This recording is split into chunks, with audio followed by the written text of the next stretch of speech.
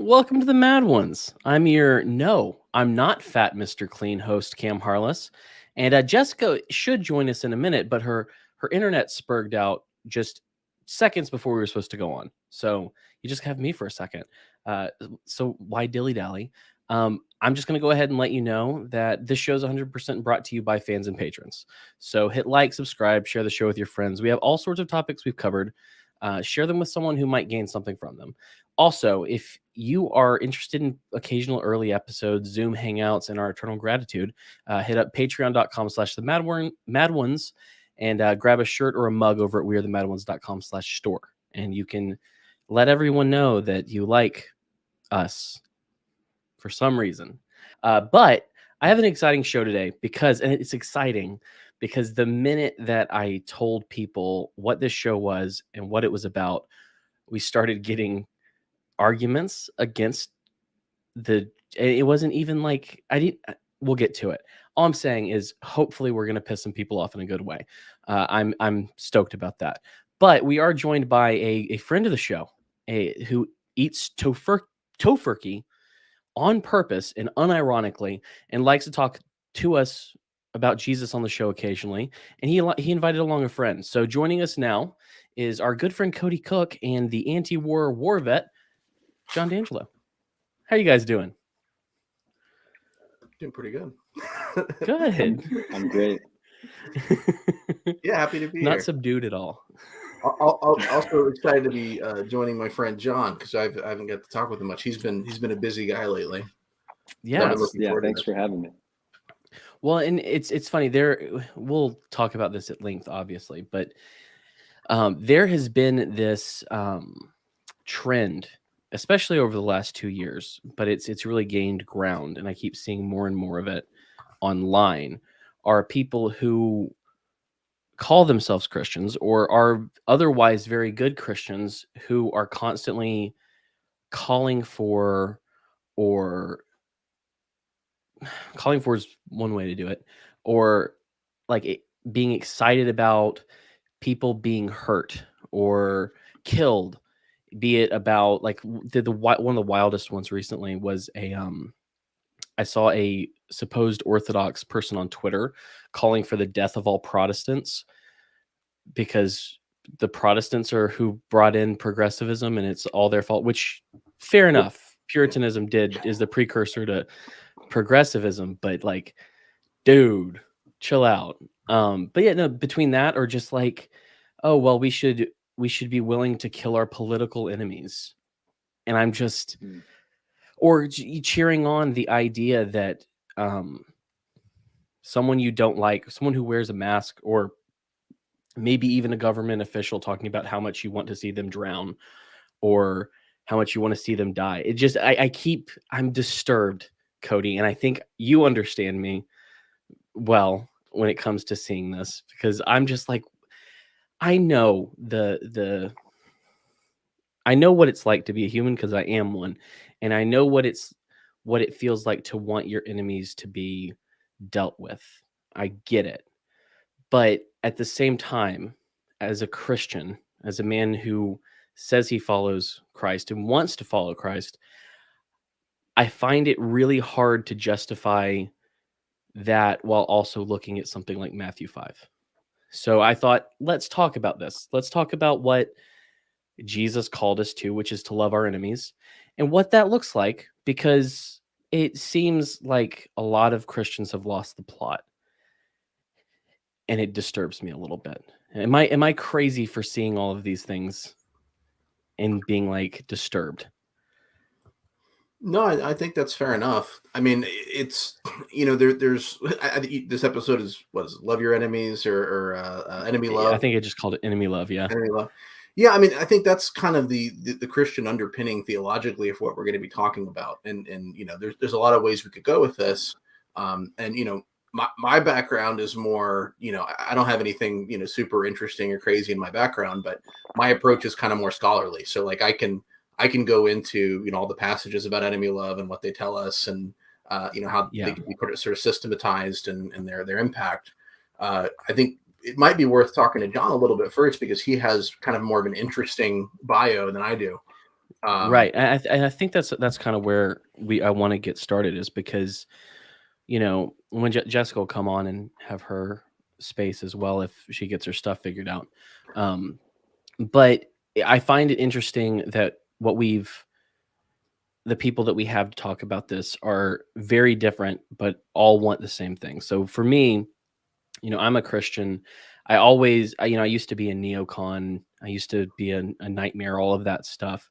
But like for me, I had a very specific experience that kind of changed my mind on how I view loving my enemies. And it was one that made a lot of people I knew around me very mad at that time. But I am not a pacifist. I am about, what I say is I'm about as close to a pacifist that you can get without actually being a pacifist. Cause I don't want to hurt anyone, but if it's, my children or my wife being saved versus someone in my house with a gun, which probably never happen, I'm going to choose my family. And I would rather not hurt them. But if I have to, I'm not, I'll repent. I'll have to. I'll feel really bad about it, but I have to choose them. So that's where I am. So I'm not coming at this from a pacifist point of view. And Cody, you are of the pacifist persuasion as well, I believe. Mm-hmm. And that's what's interesting about John, because like I said when we introduced him, he's the anti-war war vet. And so I think that's another level of expertise that I don't have, Cody doesn't have. And I thought, hey, let's start. And John, would you be willing to tell your story, where you come from in this? Sure. Yeah. I've been a Christian almost 10 years. I started going to church with my now wife when I met her. I got home from Afghanistan just a few months before that.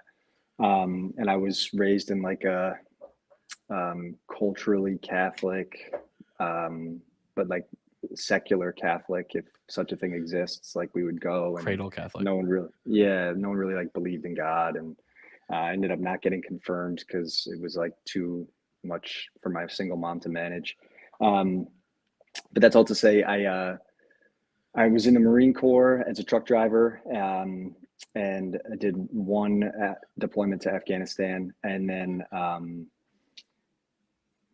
started to have, all of the normal secular to Christian transformation growing pains. And one of the big ones was like violence and sort of the nature of violence and grappling with all that temporal stuff relative to my faith in Christ and the commandments that Jesus gives to love your enemy and to be meek and humble and good to those who do evil to you. So, yeah, I mean, I think it's definitely a different perspective, just because I think the military gives you a really good example of how easy and rote you can make dehumanizing someone enough to want to commit violence to them. And if you ever get the chance, it's a fairly quick read by Lieutenant Colonel David Grossman, I think his name is, called On Killing. And it's a book about like basically how you train the military individuals in basic training and stuff to see whoever the combatant force is as not a person, but like a term or a target silhouette. And that makes pulling the trigger easier, because every human being has, almost all human beings have like a really innate aversion to killing other humans. Yeah. I was going to say, John, doesn't he in the book point out that the military didn't really figure out how to train people to kill properly until right before Vietnam? That if you go back to previous wars, you see, all these people who are supposedly on the battlefield shooting, and they come back with, having not fired a single shot. Yeah, and like I may be messing this up because it's been 12 years since I've read it, but he talks about like the Revolutionary War, the Civil War, and how the amount of munitions that were fired in like a given battle would have accounted for like, a tenfold increase in casualties, but they suspected that most soldiers were shooting over the heads of the guys in these like firing lines.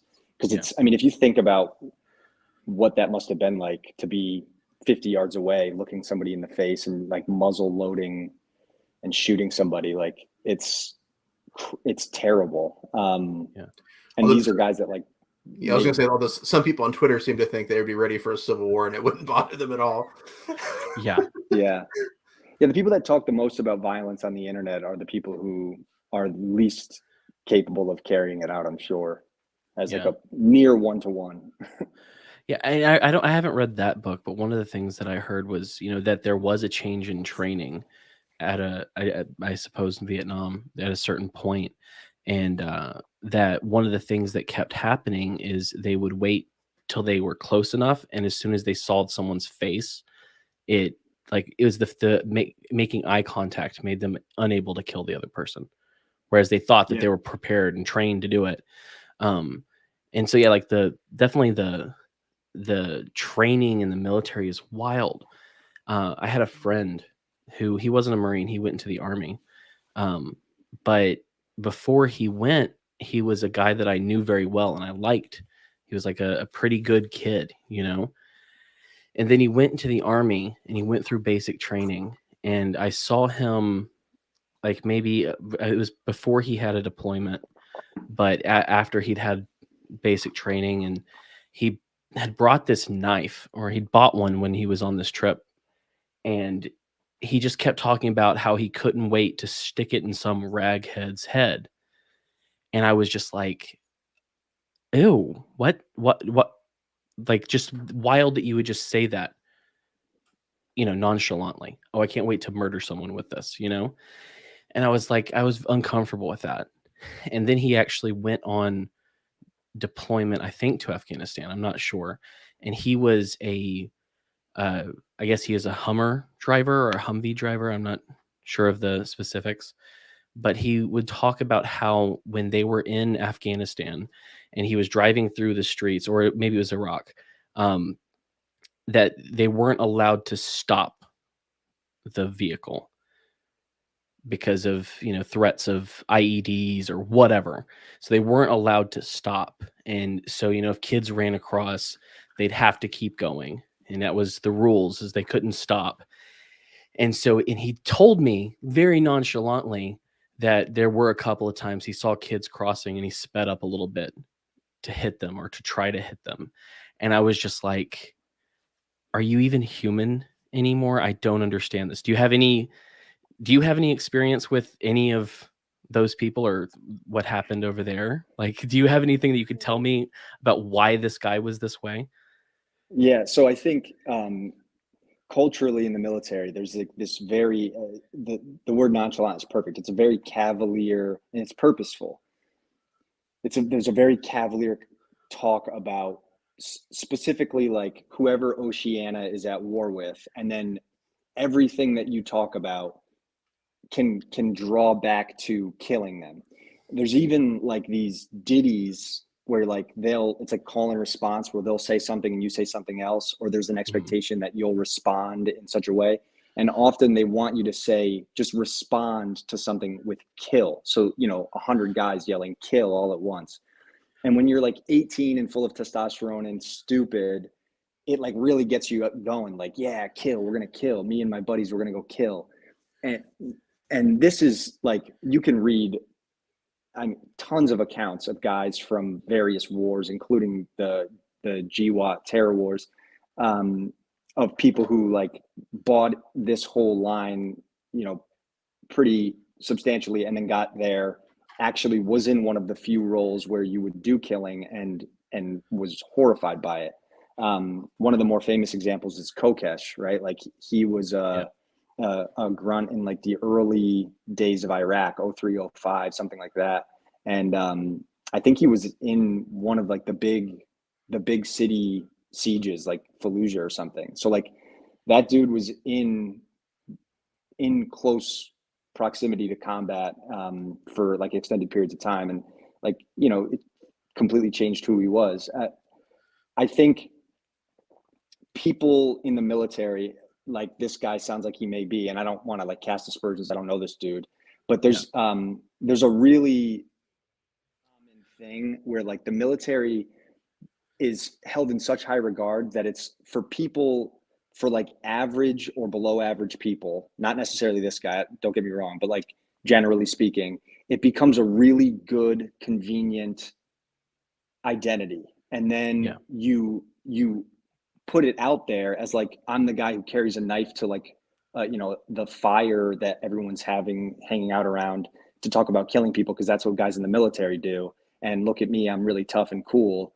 And I run over kids. How cool am I? right. And like, so I was motor T. I was a truck driver, just like this guy was. There's no such thing as like not stopping. The rationale of not stopping for IEDs is like the opposite. If you think that you see something, you call it out over the radio, you get EOD or whoever to come out and interrogate whether or not it's a bomb. You get away from it, but you stop so that it can be looked at. They probably don't want you slowing down in the cities a ton, because it's pretty amazing how like that slinky effect, like you see in traffic affects the convoys or whatever. But the idea that like they said, you can't stop, you have to hit kids is completely nonsensical, especially if he's our age and deployed anywhere in like the late 2000s, early 2010s. Like there was no Wild West sort of thing going on where you could just like indiscriminately kill civilians. Thank God. Yeah. It sounds like he thinks that that's what the military is supposed to do and look like and say, without realizing that he sounds like kind of an ass. And well, that's, I mean, at least it's good to know that that's not actually the facts on the ground, and he's just potentially just a dingbat, trying to look cool, I guess. But I didn't speak to him after that point though, because I was so completely turned off by the attitude behind it that I just couldn't do it anymore. Because I got a lot of crap. What was it, 2010 that Osama bin Laden was allegedly killed? Yeah, I think so. And I was in college. Yeah, allegedly. Gotta throw that in there. But I was in college when that news came about, and it was a Christian college, and so I just happened to be reading the book of Jonah and doing some treatments on that for school and some stuff, and that this happens, and you hear this celebration outside in the quad. You hear all of the dorms around you getting really excited about this man dying. And it was probably one of the weirdest moments for me, because that was the enemy that God chose to tell me that I should have love for my enemies, was Osama bin Laden. Because I hear these people doing this, and I started doing it myself, and I had this huge, check in my spirit, if you use that type of terminology. I had this conviction that what I was saying and doing was wrong, that I shouldn't be celebrating the death of this person. I remember sitting there and praying and going, but God, he killed 2,000 people or whatever the official numbers are on 9/11.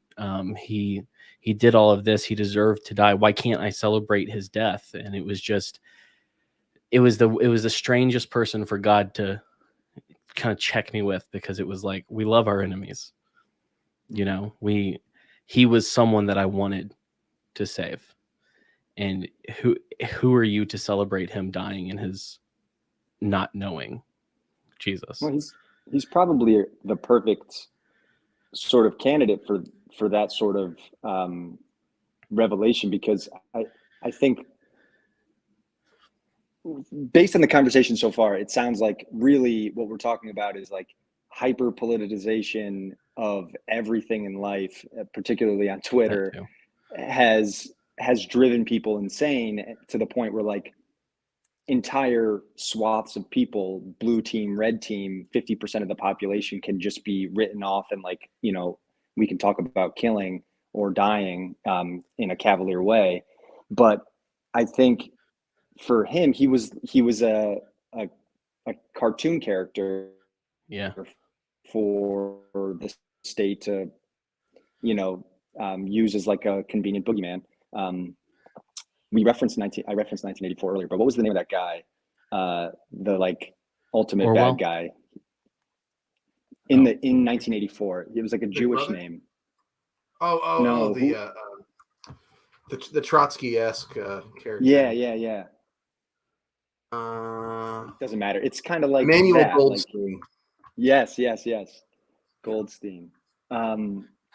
It's just such a crazy time to be consuming media and listening to people talk as if like their words don't have any implications or whatever. I just think there's a lot of people willing to ratchet things up and not willing to like, reap what they sow. Hey, look, it's Jessica. Hi. Sorry about that. Hello.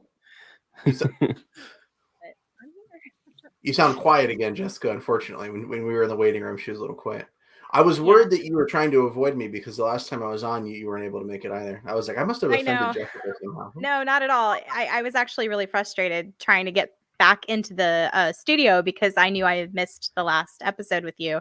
And I didn't want you to think that I hated you, which I don't. Is it any better if it's close to me? It's I don't. better. Okay. All right. We'll just keep it really close to my face. And when I gesture, I'll try not to flail too much. So it should be all right. What'd I miss? Some stuff. Cam loves Osama bin Laden. I love him. Awesome. Big fan. Okay. I know what poster to get you for your room for your birthday.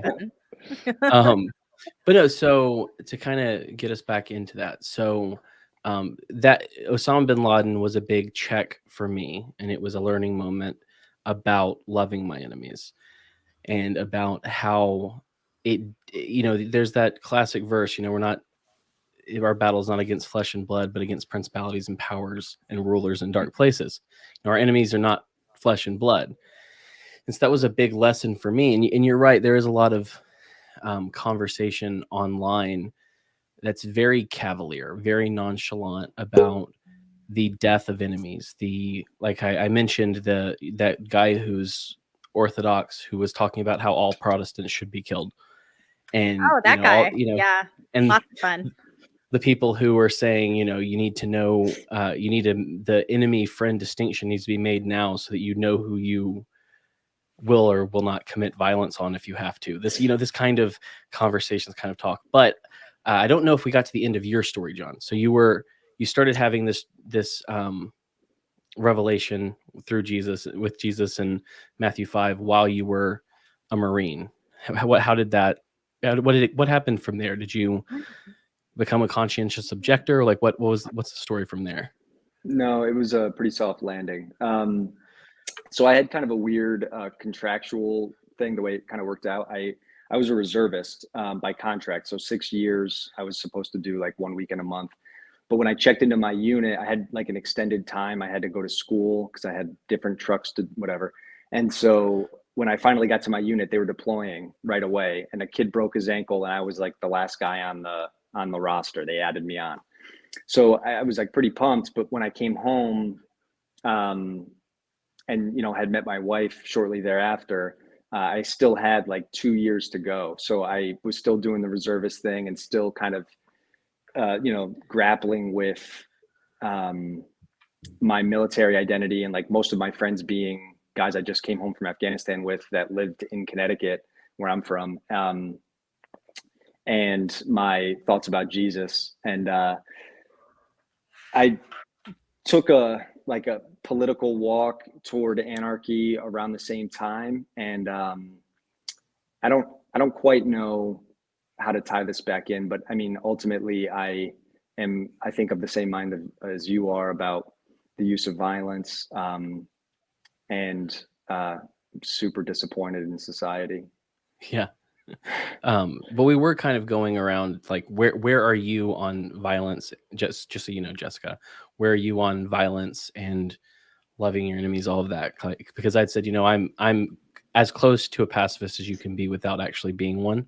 Like it's firmly a defensive thing for me. Like if I have to choose between you or my or my children, going to choose my children.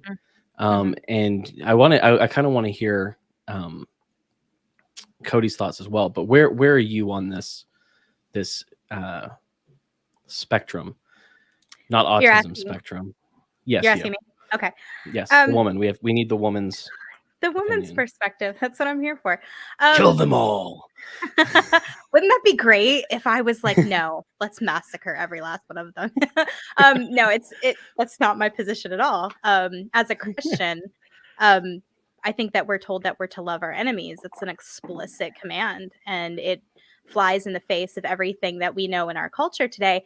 And it definitely flew in the face of the people living in the Old Testament, people living in the time of Jesus, when it was, your insular group of individuals was your tribe of people were the only people that mattered. Everyone else was subject to summary destruction if they got in your way, for resources, for any number of reasons. There's actually a really big problem of violence in the Old Testament that's really kind of hard to square with some of our modern values, which happen to come from Christianity. It's a whole other can of worms. Maybe we'll get into that. But I think that there's a problem when the modern reader looks at biblical descriptions of violence and biblical descriptions of war and translates them into their own time and into their own country. And so it can seem oftentimes that scripture is giving us permission or even condoning us to take up the sword, to be violent, to, all manner of things seem to be given permission because this book is telling us a history, a story of things that passed. And we look at that, we're reading this history, and then we're saying, oh, this is what God wants from us, as opposed to these are the events that happened. And so I think it can be really confusing for a person who wants to follow God and wants to follow the way of the Christian. That's what it was originally called, was the way of the Christian. It can be very confusing without sort of that historical context to understand what this story of which is very violent means to us. And so my opinion on violence is complicated. I believe in self-defense. I don't think that you have to just let somebody, hurt your family to be a good pacifist or to be a good Christian. There is the martyrs. They did lay down their lives rather than to take up arms against other people, even people that were considered their enemies. And they would rather have died than to hurt these people. So it's a really interesting question that we have all these stories of violence, but we also have these stories of people who absolutely are rejecting violence, refusing violence, and trying to follow the way, which is not a violent way. There are so many times when there's a passage with Christ where he talks about having a sword, to go sell your cloak and go buy a sword. And that is the one I hear most often when people are trying to justify violence in modern times. There's some context there about, his arrest was forthcoming. They believed him to be a rebel leader. And if you find this guy and he's completely unarmed, you might not have justification to arrest him. So by having in this large group of people 2 measly swords, the Roman authorities were able to take him in. And so there's historical and literary context to why Christ tells his disciples to buy swords. But unfortunately for the American Christian, corporate Christian in 2020, all you're reading is sell your cloak and buy a sword. And you're not sort of like bringing the context around it. So I think it's complicated. And I think that a lot of times people read what they want into the scriptures. And unfortunately, what they want, because we live in a fallen world, is violence. And they want permission to do violence, and they want permission to hurt their enemies. They're going to read that permission anywhere that they can. I know that before I kind of changed my overall view and started thinking about it as an adult, one of the things I would say was, if violence was good enough for God in the Old Testament, it's good enough for me, or war. And I'm like, I can't believe I said that. No. Because I mean, this for many reasons. And, there's a lot of talk about what that violence was, why it was used, why it seems like God very much told people to do it. But at the same time, it was me taking it out of God's hands and putting it into my own. Like, if it's good enough for God, I'll do whatever I want. And that's weak. There's a super interesting book that I read pretty recently called God is a Man of War. It's written by Father Stephen DeYoung, if you guys are interested in looking into that. And he actually addresses the problem of violence in the Old Testament. And one of the interesting things that he says, most people will kind of hand wave the violence of the Old Testament away and say, well, it's allegorical. It's meant to teach. The enemies are actually your sins.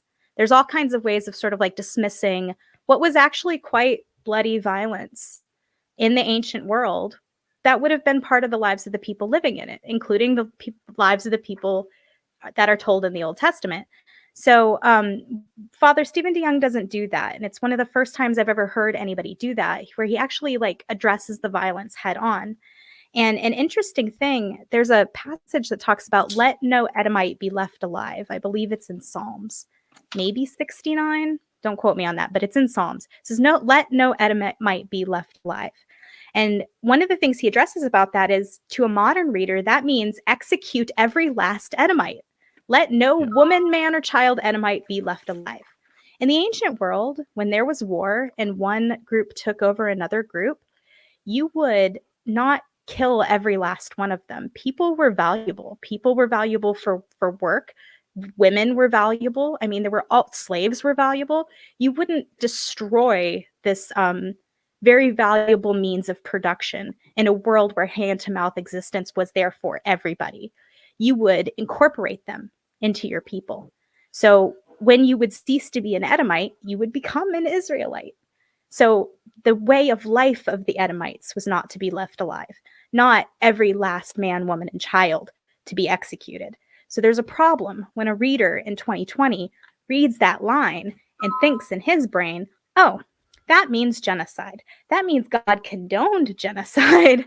And then you have this problem where you have to separate the God of the Old Testament from the God of the New Testament. You have to make them separate entities. And for me, that doesn't track. Yeah.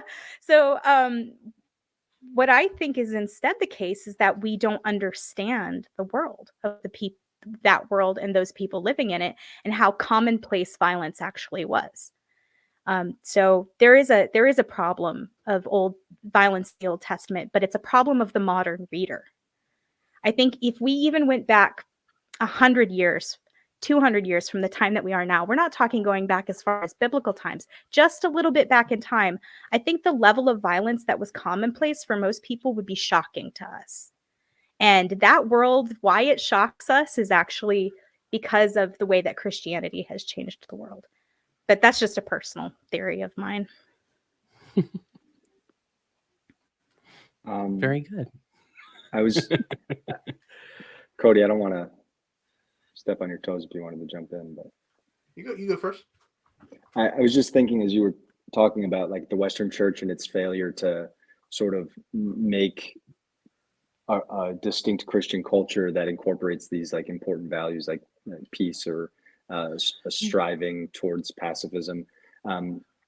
And simultaneously, as you were kind of rounding out there, after joining the military and coming home from Afghanistan, I became an EMT. I was on an ambulance, and now I'm an ER nurse. So my entire adult life has been like dealing with the realities of mortality. And I notice that that's something that most people are, in our society don't really grapple with much, and have never really seen like death as you would have, 200 years ago.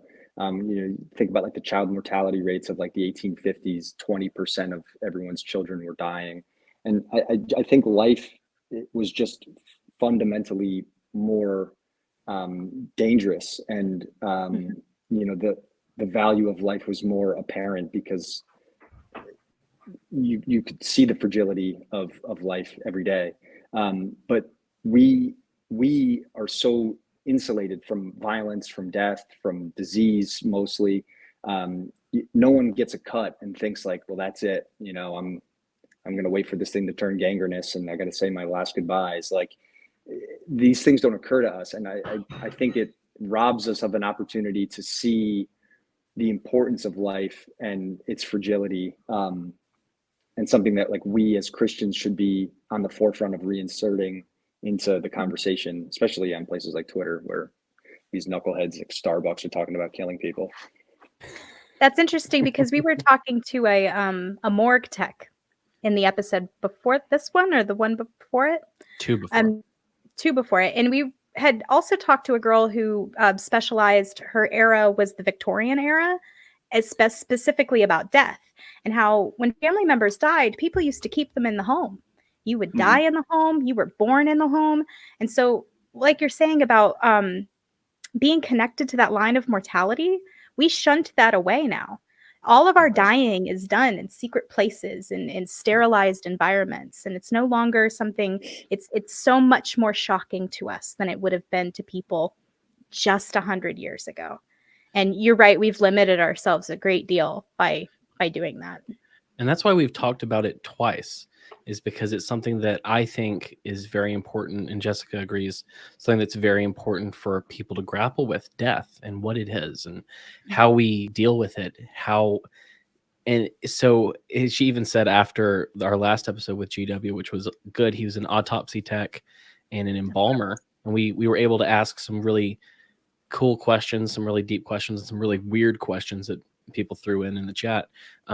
But she goes, that still doesn't seem like quite the conversation you were looking for. Mm-hmm. And I was like, no, we haven't hit it yet. And she goes, well, you can give one more try. We can talk about death one more time. And so we're going to get there. Eventually, we're going to get the death conversation that I really want. Because I have to go shake the willies off every time. It's a topic that people are scared to talk about, and something that we should probably think about at least weekly. You know what I mean? So but I do want to wrap Cody into this, and I want to get his I kind of he's pacifist, but I mean that's not enough. I want you to tell me your thoughts, Cody, because I want you to actually be a full participant, since we've all hit that. Yeah, I think it could take us a little too far afield to kind of go into Old Testament violence too much. I will say that I agree with Jessica that the view of like origin or whatever that we're talking about, we're going to take these Old Testament passages and allegorize them, is not really doing justice to those texts. And when people say, I'm going to appeal to the Old Testament to justify violence, I say, well, that's perfect if you are a first millennium BC a Jew who's part of the theocracy of Israel. But if you're not, then that doesn't really work. But there's more we could say about that, but I think it would take us a while. What I will say, when I think about this love your enemies conversation, I think that we have to define our terms a little bit. And I think the first term that's, I think, really significant is the word love. And so when we talk about enemy love, it should be clear that when Jesus said, love your enemy, he's not commanding an organic, warm feeling, right? It's an act that's chosen. Some people say love is a verb, right? And I think Thomas Aquinas, who's a Catholic theologian, he defined love as a choice to will the good of another. And so for me, I think that's kind of key to what we need to be talking about, what we need to be thinking about when we talk about love. And so for me, there's a pretty clear line from there to pacifism. And it's because when enemy love is defined in the New Testament, there's really three components, although I think the third and the second are kind of the same thing. One is that you forgive your enemies. Two is that you do good to them. And three is that you don't do evil to them or kill them. And so, of course, you also love your neighbors. You love your family. And so, for me, I know there are some pacifists who are much more extreme about this, but I'm not opposed to violence per se in every circumstance. If you restrain somebody who's having a psychotic break, you're doing violence to them and that you're exercising force upon them against their will, but you're not hurting them. You're not being unloving toward them. Mm-hmm. But in a situation where you're taking someone else's life, It's hard for me to imagine a situation where that might be loving. Maybe like an assisted suicide situation you can make an argument for. But so that's to me where there's a sort of a straight line between enemy love and not killing them. And I can go into some of the passages. It's actually interesting because the Old Testament, believe it or not, has some really great passages on enemy love. So when Jesus says you've heard to hate your enemies, well, there's not actually a passage in the Old Testament that says to do that. You do have a passage like in Exodus 23, 4-5, that says if you meet your enemy's ox or his donkey going astray, you should bring it back to him. If you see the donkey of one who hates you lying under its burden, you shall refrain from leaving it with him. You should rescue it with him. And so there's this idea that even if somebody's your enemy, even if somebody who hates you or you hate, you're supposed to help them, right? And Paul, when he gives I think a pretty strong statement against violence for Christians, he's citing Proverbs. Proverbs 25, 21-22. If your enemy is hungry, give him bread to eat. If he's thirsty, give him water to drink. And what's interesting is the reason that's given for this is you'll heap burning coals on his head. And so there's this act too in which sometimes this enemy love can be convicting for that person. That can change their perspective. And if it doesn't do that, then what you're actually sort of doing, and I think this fits in with enemy love, even though it seems kind of contradictory, is if you show mercy or love or forgiveness or kindness to somebody who refuses to show it to you, and it doesn't change their heart, you're actually compounding their guilt, and without doing harm to them yourself, you're basically saying, God can deal with this, and that's appropriate and fine. Anyway, we're going a little bit afield here, but so that's where I would connect. And of course, there's explicit passages like Matthew 5 that John mentioned is kind of transformative for him. Love your enemies, pray for those who persecute you. If a man strikes you on one cheek, turn to him the other. And so I think that these are passages like that, like the one in Romans 12, where Paul is quoting Proverbs, where he says, the state is an avenger, but you're not. You leave to God to avenge. I think there's a very kind of clear delineation. The state does this, Christians do that. I think it's worth noting, and I think it's relevant that John is here. Some people take these passages like in Matthew 5 and say that Jesus is really saying, this is about personal enemies. Jesus is saying to love your personal private enemies, not national enemies. As Ted Cruz once said to a room full of Republicans, we should nuke them and see if the sand glows. And was applauded thunderously for that. In contrast, Ron Paul said we should follow Jesus and not kill people, and he was booed at a Republican debate by a lot of evangelicals, supposedly. There's a lot of connections here, and I've got like sort of a full list of verses and exegesis, but I think it would be a little bit boring if I got too deep into that. But I'll maybe mention one more, though. 1 Peter 2 and into 3 is pretty fascinating because Peter gives Christ as the example that we're supposed to follow. So when he lists the things that Christ did, he says he committed no sin. There was no deceit found in his mouth. When he was reviled, he didn't revile in return. When he suffered, he didn't threaten. He continued entrusting himself to him who judges justly. Don't repay evil for evil, but on the contrary, bless. Now, who's there to harm you if you are zealous for what is good? But even if you should suffer for righteousness' sake, you'll be blessed. Have no fear nor be troubled, but in your hearts honor Christ the Lord as holy, right? For it's better to suffer for doing good, if that should be God's will, than for doing evil. And so Peter sees when he says to behave like Jesus, he's giving these examples of not retaliating, not returning violence for violence, reviling for reviling, but to be willing to suffer if necessary, and that God will reward. And I think when people are unwilling to take that sort of seriously, and I'm not criticizing you guys here, because I think you guys are I wish that where you guys are on this work, I'm not exactly pacifist, but I think there's a lot of weight here leading in that sort of direction in Scripture. I wish I'd be happy if most Christians felt that way about it. Unfortunately, they're way too far in the other direction. But I think you have to take that seriously because it's a strong scriptural emphasis. So anyway, for me, that leads pretty directly to pacifism, but I understand that the details can be complicated, and I'm happy for somebody who says, this is the Christian witness. This is what Jesus says. I'm going to try to follow it, but maybe there are some complicated circumstances where it can't be followed perfectly. Okay, fine, fair enough. You can say that. Yeah. I'll accept that. But you have to take it seriously. Yeah. There was Go ahead. Well, I was going to say there was a talk I listened to recently given by an Orthodox priest in which we were talking about the church shootings, that there have been people who have come into churches with guns. In several cases, a parishioner was also armed and returned fire. And in other cases, no one was armed and many people were killed. And the priest was sort of asked about, what is the sort of Orthodox perspective, or what is at least your personal opinion on whether we should be able to defend ourselves in the church. And he said something I thought was really interesting, which is that I have the right to decide that I'm going to be a martyr, that I'm going to die for my faith. If everybody else in the room is under my under my care, I don't have the right to decide that they will be martyrs too. And so I do have a duty at that point to defend them.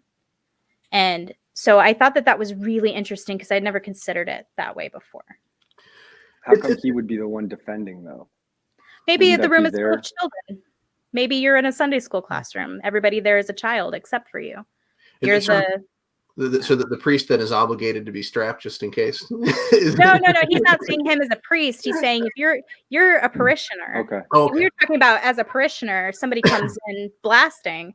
Yeah. Some of us carry. I'm not going to say whether I do or not. Some of us carry. Whether you return fire or not. Well, I'm in a room full of people. My congregation, the people I go to church with, they're helpless. Do I have the right, even though I might be a martyr, that I might lay my head down and be killed? Do I have the right to let them be killed when I know that I could stop it? Mm-hmm. And I thought that was a really, it was very open-ended. He left it open-ended. And I thought that's really something to think about, because I don't know that I could in good conscience let someone slaughter my congregation in front of me when I knew that I could do something to stop it. Does that mean, though, because it seems like if I'm following to its logical conclusion, that means everybody in every church needs to be strapped? I don't know about needs to be. Some people just don't carry. Others do. But if you do carry, then you have to be ready to shoot, I guess. If you're carrying around a sword, you have to be ready to draw it, I think. Yeah. What's kind of interesting, I think there's, it's like I don't want to undermine the practical weight of what you're saying or the emotional weight of what you're saying, but I also, like, because the way I look at this is kind of more from an academic or like a scholarly approach. I think it's worth noting that the earliest Christians, of course, were just completely nonviolent, well, with some exceptions maybe. And then once they started justifying violence, they did not actually justify self-defense. And so if you look at Augustine or some of these early-ish theologians, they would say, well, the state's allowed to kill because they've got the sword. And yes, as Christians, we're not allowed to, but if we're agents of the state, it's okay. But they still said self-defense is not appropriate. And it's because the New Testament does not actually give any sort of textual support for self-defense. It does talk about the magistrate carrying the sword for some purpose. And so that was basically all that Augustine felt comfortable justifying, was that the state might be able to kill. And so it's, I think maybe perhaps part of the difference between why he went there and we don't go there is partly because of what the text says. But I think it also may be a little bit that maybe we're as part of an individualistic culture, something we feel that's something we as individuals should be allowed to do. But yeah, it's interesting though. I do think it's worth noting that I think Augustine's point doesn't really work anyway, because as I said, Romans 12, Paul says the state does this, but we don't. Matthew 5, when he talks about loving your enemies, he's not just talking about personal enemies, because the examples he gives are things that Roman soldiers did to Jews. The idea of taking someone forces you to go 1 mile, go with them 2. there was Right. this law that a Roman soldier could force you to carry a pack for 1 mile, but no more. And so Jesus is sort of encouraging a kind of loving subversiveness where you don't fight back through violence, but you do sort of embarrass and shame the person, and also take back your own what's the word I'm looking for? Dignity, I suppose. Mhm. Right. Mhm. So I do think there's definitely some wiggle room here. And like I said earlier, I don't think that loving your enemies means that if you could tackle a guy and stop him from killing somebody, that you shouldn't do it. I think Right. that's a loving action. It does get a little bit more complicated when you're saying, I've got to kill this guy. I have to take it upon myself to kill this person. Is that loving? I mean, maybe if you weigh it in the balance and say, maybe I'm saving other people, that's loving toward them. Assuming the only way you can respond is to, respond with violence. But there's a lot of ifs here, I think. And I think part of what I see in a lot of these objections is this sort of confidence that if only I could kill somebody, everything would be okay. And I don't entirely buy that either. That's going to work as well as people think it's going to work. I think people have maybe a little bit too much confidence in themselves after watching too many Dirty Harry movies. For sure. I Maybe John often could do think it. I don't know. in these in the lives of the saints, which is something I've been studying pretty hard over the last year, you see story after story of a person who, I'm thinking specifically, I'm going to mangle his name, I'm sure, Saint Focus, who was a gardener, who the Romans sent soldiers to arrest a Christian named Focus. So those Roman soldiers come to his house, they knock on the door, they said, hey, do you know this guy named Focus? And he's like, yeah, I'll take you to him. But first come in, have some dinner. He feeds them dinner, he feeds them drink, he washes their cloaks. He basically, is really hospitable to these guys. They said, cool, awesome, you're a great guy. Thanks for all of this.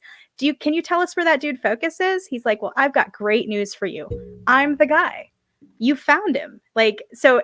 Literally this man, knowing that these soldiers were going to carry him off to his own death, fed, clothed, washed their feet, all of these things. And I see these people as being closer in time to the original Jesus movement.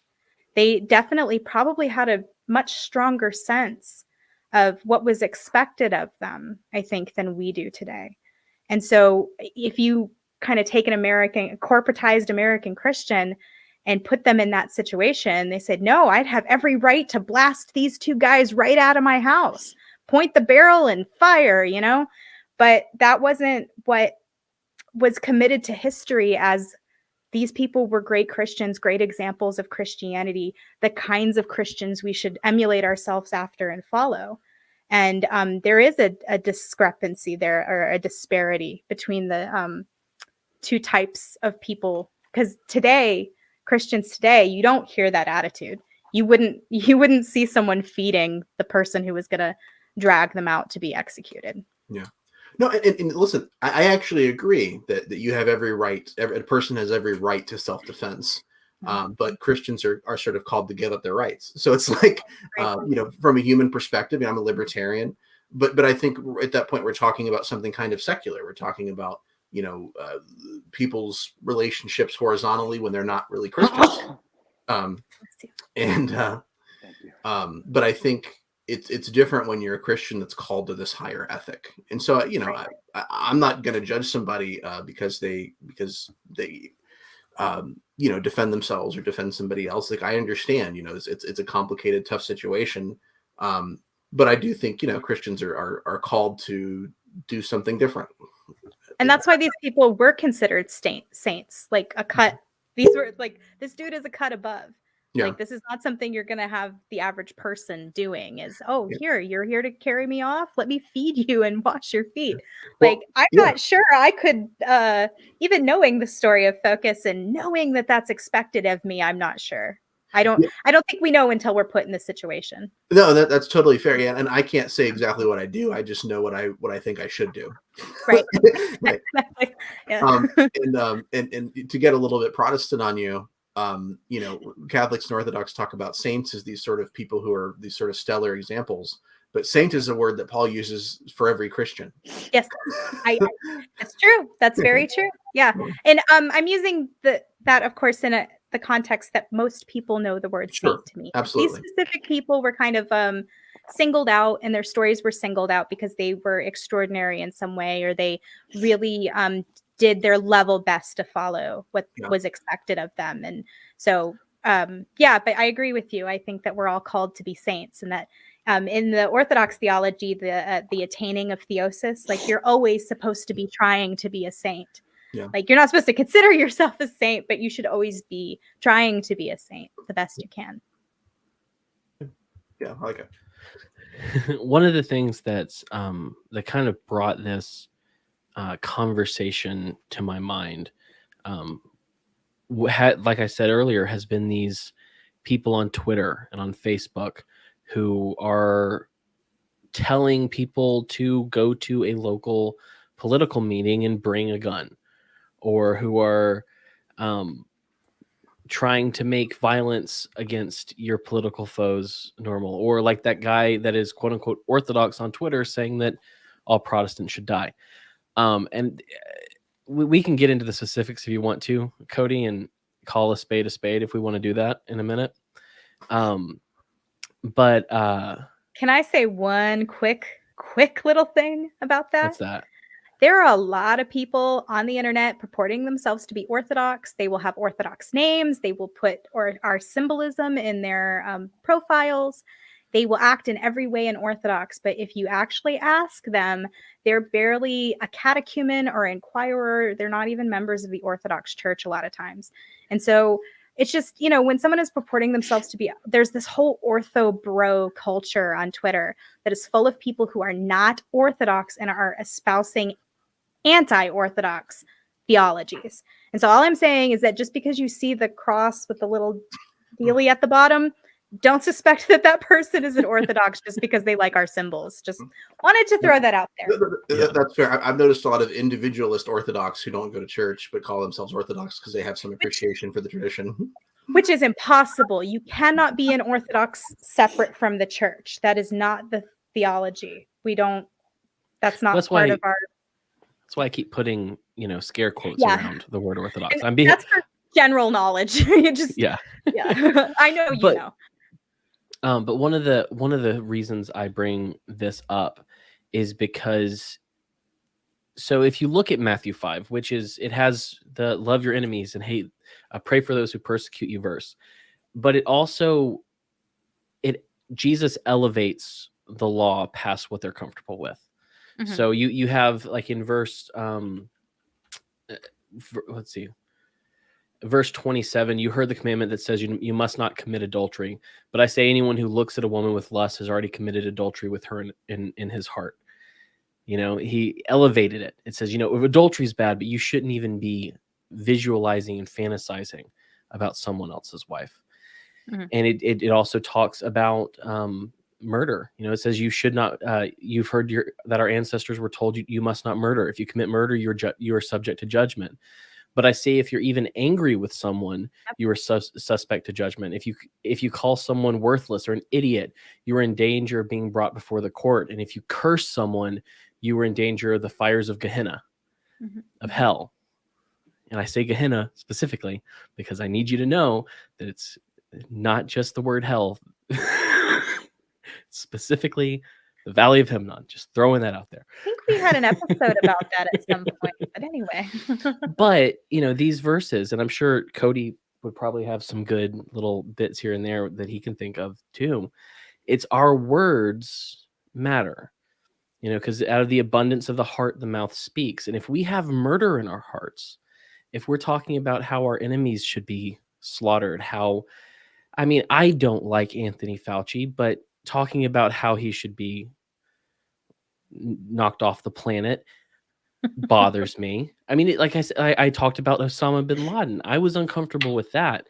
And so there's this, I think, there's this sickness that's very, I don't want to say it's human. I want to say it's the corrupt part of humanity that's in all of us that wants to see our enemies broken.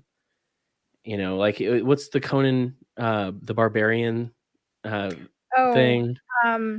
What is best in life? To see the I'm gonna forget it now. Just to see your enemies slaughtered, to hear the lamentations of their women. Yeah, see them driven before you and to hear the lamentations of their women. Yep. Which I use in inappropriate situations, like bake sales. Right. But that seems to be, for some reason, because of the fall, because of what we've lost, that humanity that we've lost, because it's not, oh, this is human. It's we've lost the portion of humanity that this is a lacking. It's not a feature. It's a bug. It's not supposed to be there. Right. But I think it's these words. I mean, even some of the memes, and I'm not saying you can't do helicopter memes, even though that's so 2016. But like, if you look at the discourse that we have now, it seems like those helicopter memes became more and more serious over time in the online space. And I think it's indicative of a heart issue in a lot of people. And that's what I want to talk about, because that is so dangerous. You don't want to start going down that road. Yeah. Well, and if actually, I think John might say something. I feel like I've talked a little bit recently. If John wants to say something. No, please go, Cody. I like listening to you.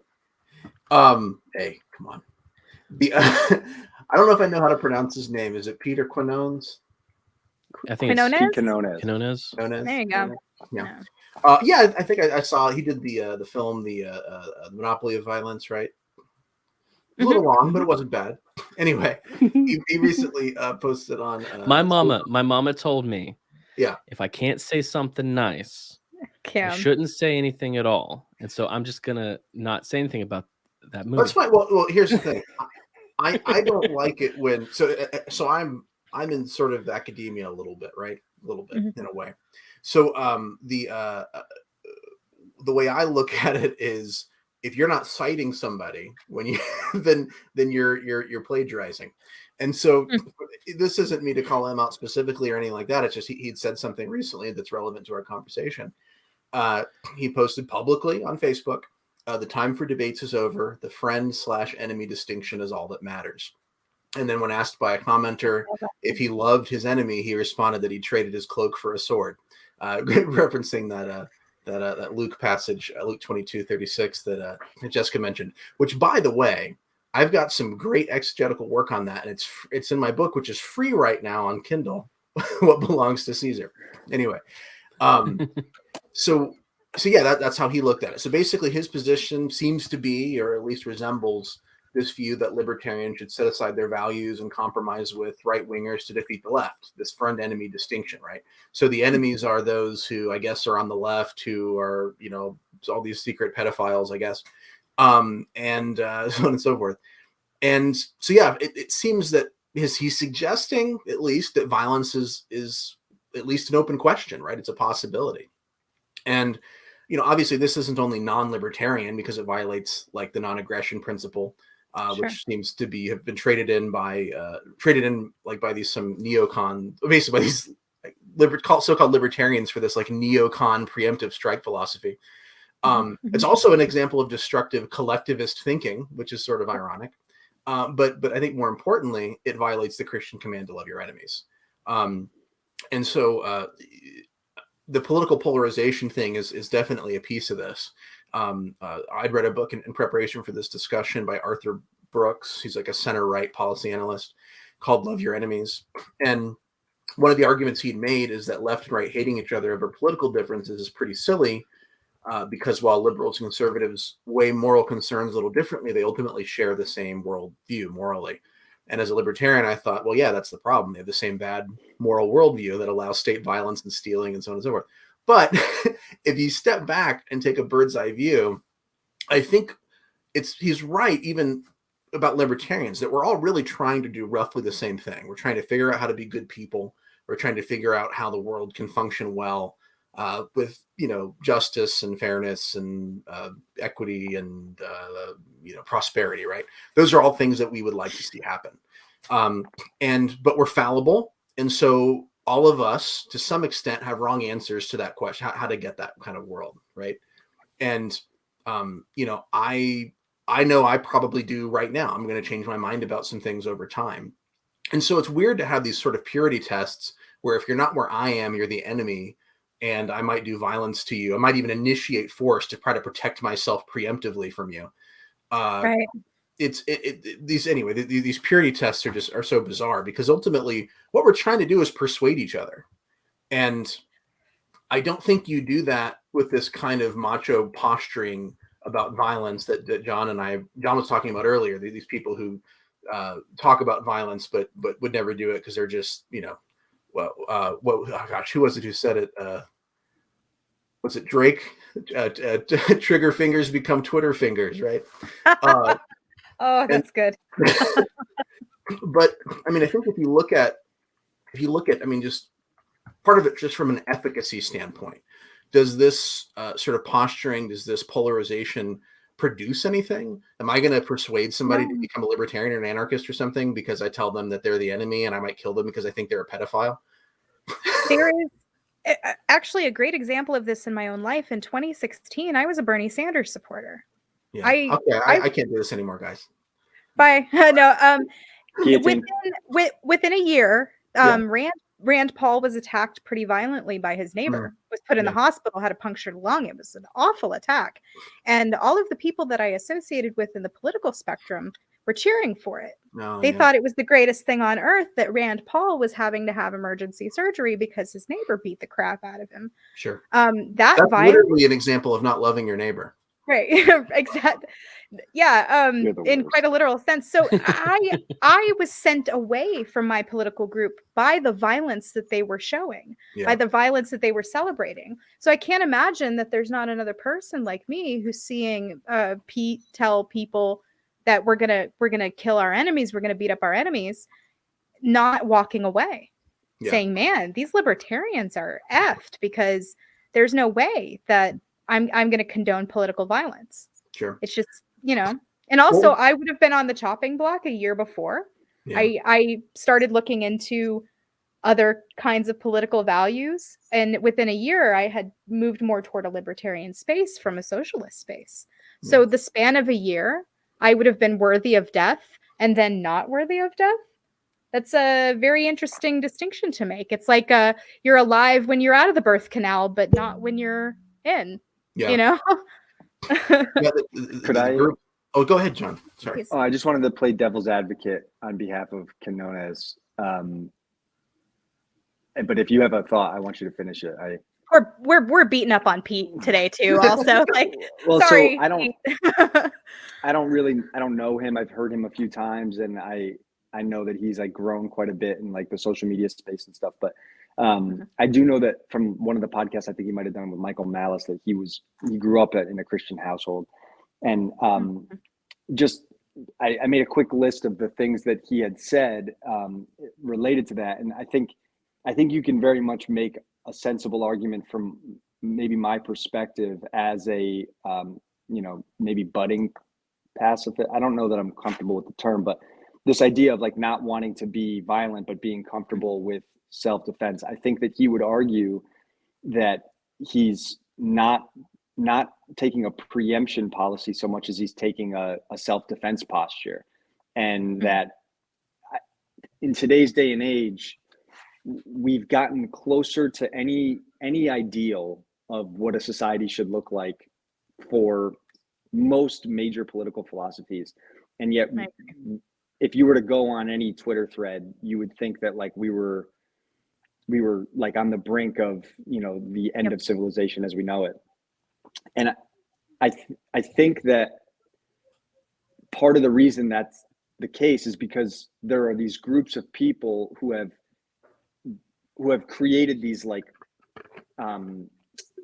these castes amongst ourselves, whether it be race or fringe political ideology or whatever, and it's very easy to feel powerless in those circumstances, and then being a martyr versus being a zealot willing to die for the cause becomes the question.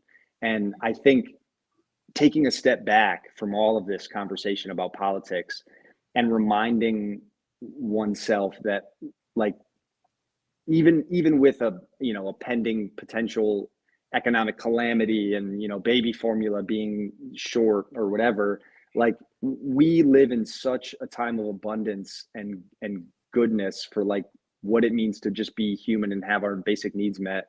And like the political sphere is toxic and terrible, but it's still pretty great relative to almost all of human history. And I would rather live now than any other time and in any other country. And if we start to remind ourselves of that and not of the fact that, like, you know, libertarians, broadly speaking, are, you know, othered in political conversation or like the enemy for the state or whatever. Like, I'm a pretty radical anarchist. Cody and I have gone back and forth about that quite a bit. Like, I'm of the same mind as Pete in a lot of ways politically, but like I can't see myself as being on the defensive, because like the enemy is built by these institutions of power trying to like create these divisions. And I think reminding ourselves of that we're better than that, and that like you can just plant stuff in your yard and, you know, get a callus on your hand doing some manual labor and like live a normal life, loving your kids and having a normal family is like the most subversive, powerful thing an individual can do.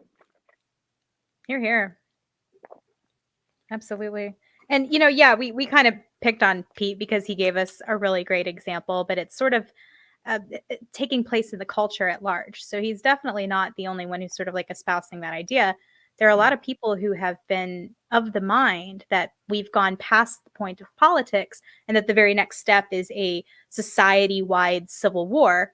However, when you ask the person saying there will be a civil war what the sides of that civil war will be, they have a different answer. Every single person, it's this group versus this group. No two people are like, they're definitively a left and a right, and those forces are going to fight. People are like, no, it's the communists versus the capitalists, or the next person will say, oh, it's the white versus the blacks, and then the next person will say, oh, it's men versus women. I mean, nobody knows really who the combatants are in this supposed society-wide war we're about to have amongst each other in America. And the thing is, you go outside on the street, none of that's happening. Everything that we're going through on Twitter, that's not happening in the street. There are exceptions. Portland, maybe. There are exceptions. But most people, for the most part, get along. I don't know what my neighbor across the street, I don't know what his politics are. We drink beer together. We don't bring that stuff up. He might be completely politically opposite from me, but it doesn't stop us from like being neighbors. And so I do think that like it's exaggerated quite a bit, like on Twitter and social media, more than we like to admit, because that just drives that penchant for violence. I think it ratchets it up so much when you can see somebody as a, you know, they have a political flag or sign in their yard and suddenly they're the enemy. And that friend enemy distinction just came up in a Curtis Yarvin email. I don't know if you guys read him, but he made this point from a secular perspective about you know, violence being both not efficacious and not moral, which was kind of an interesting take from someone who's not a Christian and, you know, the father of the alt-right or whatever. Interestingly, I do think that since you brought it up, and sorry to roll over you, Cody, we have these values because of Christianity. So whether you believe that you're espousing them because of Christianity or not, they're part of our culture now because of the social change that the first human rights movement in history, which was the Christian way, started on this planet. The reason that we feel like it's wrong to kill our enemies in the first place is because of Christianity. This is my pet theory anyway. I know there are others who have written about it more academically sound than I have, but to me, it's apparent. There are lots of times in history where military powers who were stronger were Christianized. That shouldn't have happened. The stronger military force should have rolled through. That culture should have taken over, but it didn't. Those people came over, took the land, and then became Christians. So there's a power in it that had changed the face of the world, including the way that people feel morally about things like violence and killing. I don't think that's your pet theory, by the way. Tom Holland, he's a theologian, not Spider-Man. wrote a book called Dominion: How the Christian Revolution Remade the World, and I believe he's agnostic, and he makes essentially the point you're making. And I think I just saw where Bart Ehrman, the agnostic textual critic, who's made a point to write a book about what's wrong about Christian, basically anything you can think of that's wrong about Christianity, why not to believe it, had recently posted on social media that he was considering writing a book about how Christianity had made the world a better place. Oh, I would love that book. Yeah. Yes. Write that book. I want that book. So yeah, that's definitely part of it. I think what's interesting is I was sort of reacting to what Pete was like, it's almost like, let's assume that Pete is right and that there's really this Civil War thing that's happening. His approach is wrong. But I think what's interesting is I think you guys kind of backed up a little bit and said, but actually he's not right. Like there really isn't like this horrible civil war going on in the real world. It's Twitter, and occasionally it spills out a little bit, and people wearing black masks in Portland or something.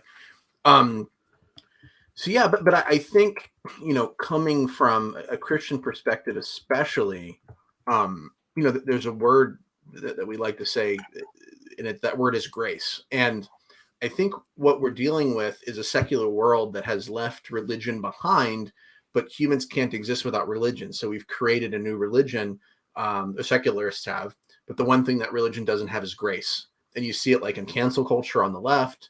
You see it with a sort of approach that, everybody's my enemy and I need to be willing to fight and kill. And, this kind of paranoia. And not to pick too much on Pete, but I thought it was sort of funny that that John's argument or defense of Pete was like, oh, he's not a bad person. He's just paranoid and out of touch with reality.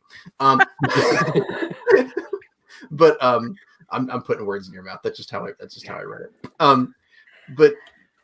So, I think that there's a lot of angles with which to approach this. I mean, for me, the grace thing is important because, if Jesus is right, then on Judgment Day, God's going to show me the grace that I showed others. I'd like to be pretty patient. I'd like to show a lot of grace for people and their dumb ideas, because he's going to have to pick me. So in order not to pick entirely on Pete, because let's keep picking on Pete. Our little punching bag today. There was another comment when Cam actually put up the preview for this episode on Twitter. There were comments that arose almost instantaneously just by the very suggestion in the title of the episode that one is to love their enemies. There was sort of like an instantaneous defensiveness on the part of some people, sort of like reacting. I don't know if it was to the image on the video or if it was to the title, but there was a reaction. And I'm not going to call this person out by their specific name. I'm just going to read the comment that they wrote. And they said, I get what you're warning about, being loving your enemy, that you're not supposed to hurt your enemies. I get what you're warning about, and I agree that's dangerous. But we are where we are because for 60 years we didn't pay attention to evil's formula. And this is what evil's formula is. First, we overlook evil, then we permit evil, then we legalize evil. Then we promote evil. Then we celebrate evil. Then we persecute those who call it evil. And you do see a sort of culture gone awry right now with, that wasn't a libertarian who commented that, right? Because that's a pretty hardcore conservative argument. I wonder if this person would call themselves libertarian. They might. Yeah. It's interesting because there's a lot of like sort of crossover in that realm where somebody is sort of coming from I'm sorry, go ahead. I was just going to ask if they were 65. No, it's a young lady, actually. Oh, it's a young lady. A dude.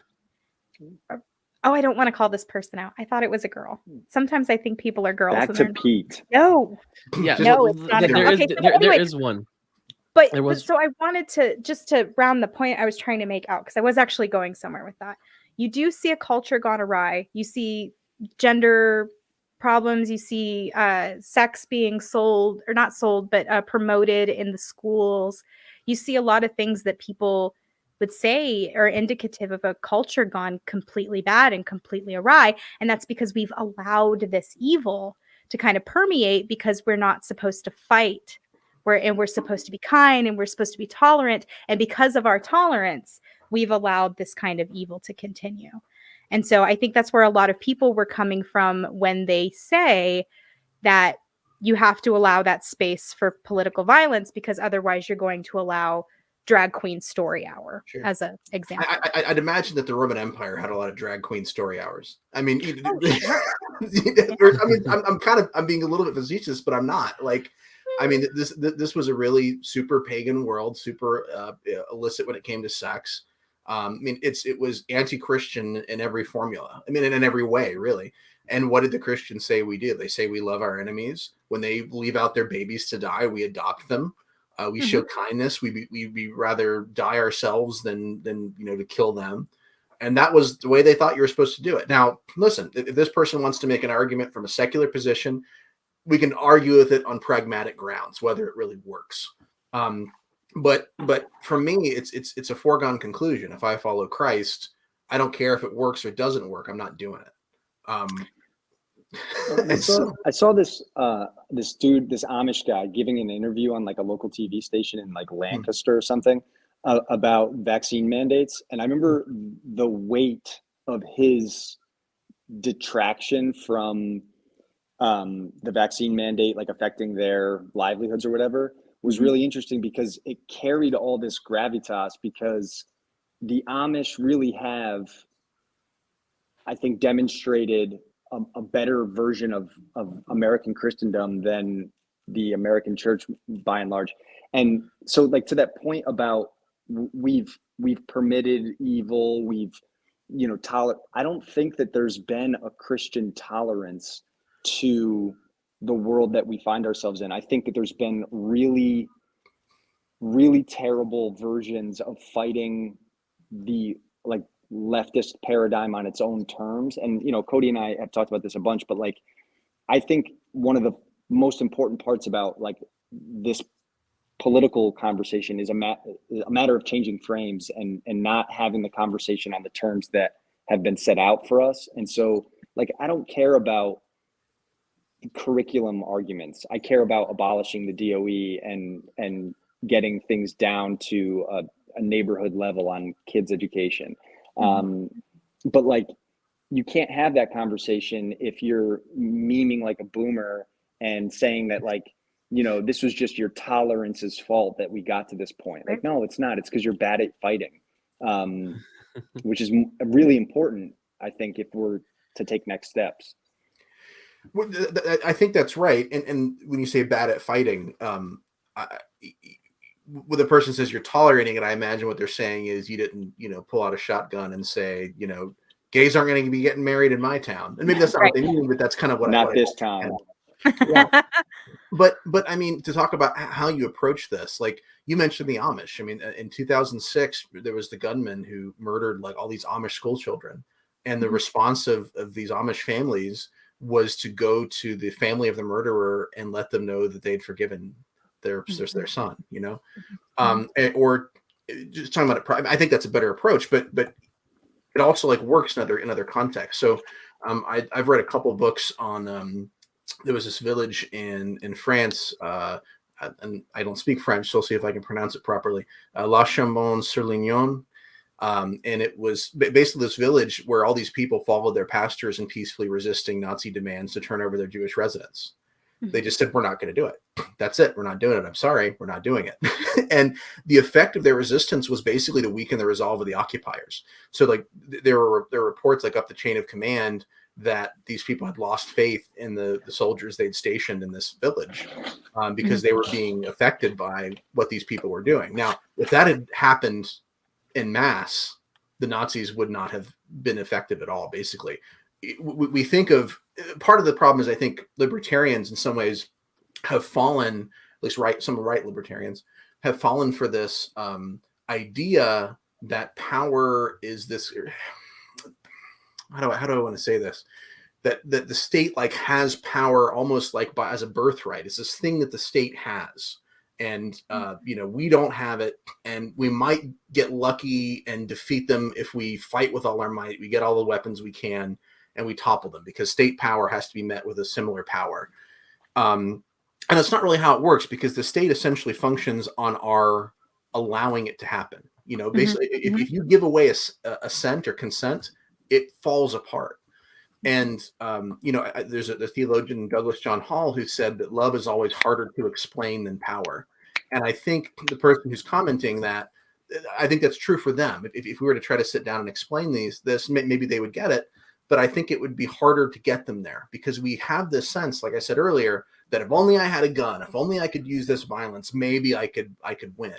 And it's like, maybe, probably not, though, and especially when it comes to fighting the state, violent revolutions are always far less effective than nonviolent revolutions. There's actually a lot of data on this. I could recommend a book, but I can't think of the name of the author. I think it's called How Civil Resistance Works. Erica Chenoweth is one of the authors. There's two. And they did all this research showing that, of course, revolutions usually fail, but a nonviolent revolution is much more effective than a violent revolution. And it's that sort of widespread giving away of consent that can be loving. You don't have to be have hate in your heart for the people that you think are wrong. But it's really basically saying we're not going to respond the way that you do. We don't care about power and violence. We care about love and doing the right thing. So I might just give one more example of this. Daryl Davis, if you guys heard of Daryl Davis. Oh, yes. Yeah. You go ahead. The black man who went to the KKK and essentially was like, hey, meet me, I'm cool. And there are like 60 some members of the KKK who no longer are affiliated with that organization. It's more than that. I think in my reading, by 2017, which was one of the articles that I read, he convinced over 200 Klansmen to leave the KKK. And there's a guy doing the work. Yeah. Now, do you think that would have been effective if he went and threw rocks at their house, or if he went to burn a cross in their front yard? No, but I think there's a lot to be said for that. I mean, the Apostle Paul, I think, is one of the perfect examples. Here's a guy that no Christians trusted because he was murdering them. And then by the end of his life, he's one of the chief theologians in the Christian movement. He's starting churches everywhere. He's respected and looked up to. And it was because they welcomed him. They were willing to follow the leading of the Spirit, and he was changed. So anyway, those are some examples I might point to of just how ineffective violence is. And violence is the first refuge of the idiot. It's for the person who's uncreative, who often, I don't know. I that's kind of a mean thing to say. I think there are sometimes there's situations where I really do understand why people go there, like self-defense.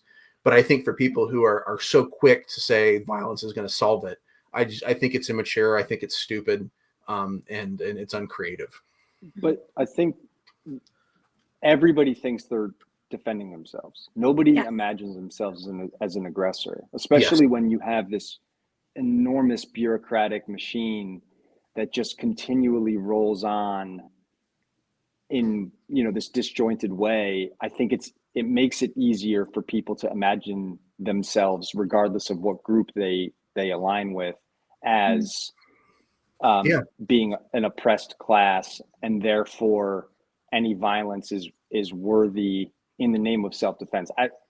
Especially today, like I don't think people are taking like the fascist, like the state supremacy line as an explicit political ideology. I think instead everybody's trying to vie for the ultimate victim oppressed status to justify, whatever. Sure. They taught my kids CRT, so I'm a victim and I can respond, right? I can respond with self-defense. Yeah, I mean, I think one of the big examples politically on this, I think, is the abortion debate. Like, because it's a really heavy, I think it's one of the highest stakes arguments that people have, because if the pro-choicers are right, then what pro-lifers are saying is we want to control what women are allowed to do with their bodies. And that's a pretty hardcore extreme position if they're right about that, right? And if the pro-lifers are right, what's happening is that you're killing human beings. And so that's a pretty high stakes position in both directions. But what's going to be effective? I mean, you hear about the people who stand out in front of Planned Parenthood and scream and cuss and call names. Does that change minds? No, it doesn't. But I think it's one of those things that I don't know if I want to say this. I don't believe people who say that I don't believe a lot of times when people say they believe violence, particularly pro-lifers who say that they're not pacifists, but they don't take a violent posture toward abortion doctors or something, right? I feel like my position is consistent. I'm saying it's not going to work, it's not effective, and it's not right. And I feel like, you know what I mean? Sorry, go ahead. There's an important point to that, though, as far as like people willing to do their own violence. Yeah. Because there are a lot of people who believe that violence should be done, but that others, such as the state, police forces, military forces, are the ones who should be doing it. So it's, I want violence, but I want soldiers to go commit violence for me. Yeah. And they're thank you for your service. Yeah, and then thank you for your service. Here's a discount at the Pottery Barn. Thanks for killing for me. It's kind of a monstrous thing, but I don't think that most people have the fortitude to actually like commit violence on anybody who might be able to visit it back on them. Yeah, no, Cody, I think that in some ways, though, like that it's a testament to one, like the stickiness of the question about abortion, which is, you know, intractable by nature, which I think is why it's so, you know, heated and also convenient for political groups. But I think it goes to show that like maybe you can just as easily argue that they're taking the high road by not, you know, shooting up abortion clinics, but they still believe it. I don't think it takes away from their position necessarily. And I do think that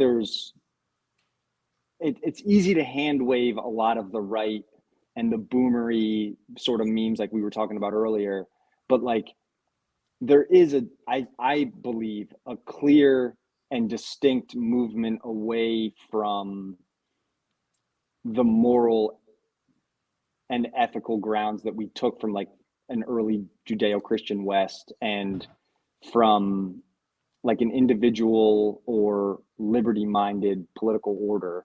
And I think people on the right who sense this shift and then all of the like, you know, different things that crop up that are politically relevant, like, you know, formula shortages or whatever, are just little ignitions for this flame. And it's I don't think it's unjustified to imagine yourself, I guess really in any group, of being targeted or attacked or oppressed or whatever.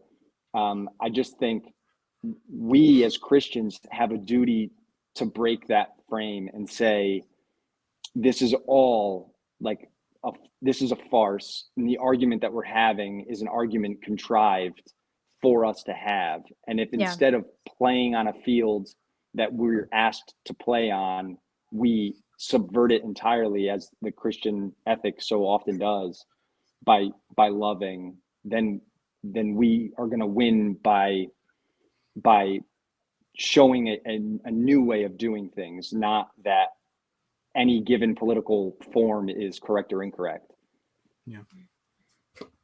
I think when you were talking, I was reminded of every year during Christmas, there's a commercial. I can't remember the company that it's for, but it's a British commercial. And it shows there was a Christmas day during World War I where the German side and the English side ceased hostilities because it was Christmas Day. They met in no man's land and they played football, what we know as soccer, shared cigarettes, drank together, sang Christmas carols, prayed together. The next day, they would go back to shooting each other and killing each other. But for that minute, they were not enemies. And nothing that they were fighting about had anything to do with them personally. So a lot of times we're sort of like taking on these causes that don't always belong to us and hating people that aren't necessarily a threat to us. It's just we sort of like write large, everything gets magnified today. And so now I have to personally end abortion, like that's, no one appointed me to do that. I'm not effective. I'm not going to be effective at doing that. But I feel completely responsible to do it. And yet powerless. And so because that's it's a breeding ground and judicial. So it's like, it's maddening. And which is why I think if you're not arguing for like reducing the size and scope of the federal government, you're not having a political conversation worth having, because from the right's perspective, because like that's it. Like, if we can tone everything way down if every decision isn't made in Washington, D.C. or at the Supreme Court, and instead like communities come together and make decisions that are relevant to them.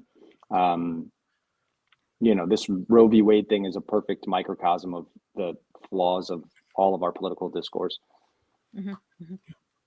I think what I was maybe getting with the abortion comment, because I'm certainly not encouraging people to shoot up abortion clinics, No. is that, and that's why I was like, maybe I shouldn't say this, because I think that there are like three types of people who commit violence. There are the insane, the mentally disturbed.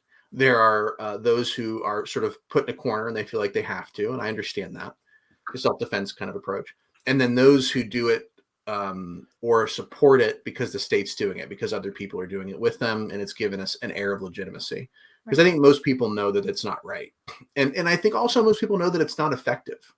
And I think when I've read people who aren't pacifists give arguments for why you shouldn't shoot up abortion clinics or whatever, or blow up abortion clinics, not shoot up. Let's just say we don't want people shouldn't be hurt, but the clinics or whatever, right? What they're saying is, well, it's not practical. They recognize that it's not practical in that case, but they want to argue that it's practical in so many other cases when we invade Iraq or Afghanistan. Mm-hmm. They think it works when it supports what they want to do, but when it gets a little too sticky for them, then they say, okay, well, it doesn't actually work. And so I think there's an acknowledgement that it's not the right thing to do, and it's not the pragmatic thing to do. But I think we don't want to completely give up on violence or hating our enemies because it makes us feel powerless. Mm-hmm. We want to have that sense of power that we can do something if we have to, and that if we can get the state behind it, then it's actually okay. Yeah. During the French Revolution, when they were such a big fan of cutting off people's heads, there was this kind of idea of, if we just cut off a couple more heads, if we just get the wrong people out of the way, we can go to this perfect society where there's no violence and no one has to kill anyone anymore. If we just cut off a couple more heads. And you were kind of making this point earlier. It almost made me laugh out loud, because the actual minutes from the Committee of Public Safety during the French Revolution talks about just a few more heads. We just need a few more heads. Yeah. Well, the Soviets were undergoing a perpetual revolution, right? It was always in the future. My kids may live in communism. One day we'll get there. But you have this perpetual revolution because you're never going to get rid of the people that you think you need in order to have the perfect world. But also because the people in power don't want to give it up. So it's always a revolution. We're always in the revolution. So somebody who disagrees with the state is anti-revolutionary. It's like, okay, guys, the revolution should be over by now. If you haven't figured it out yet, just pack it in.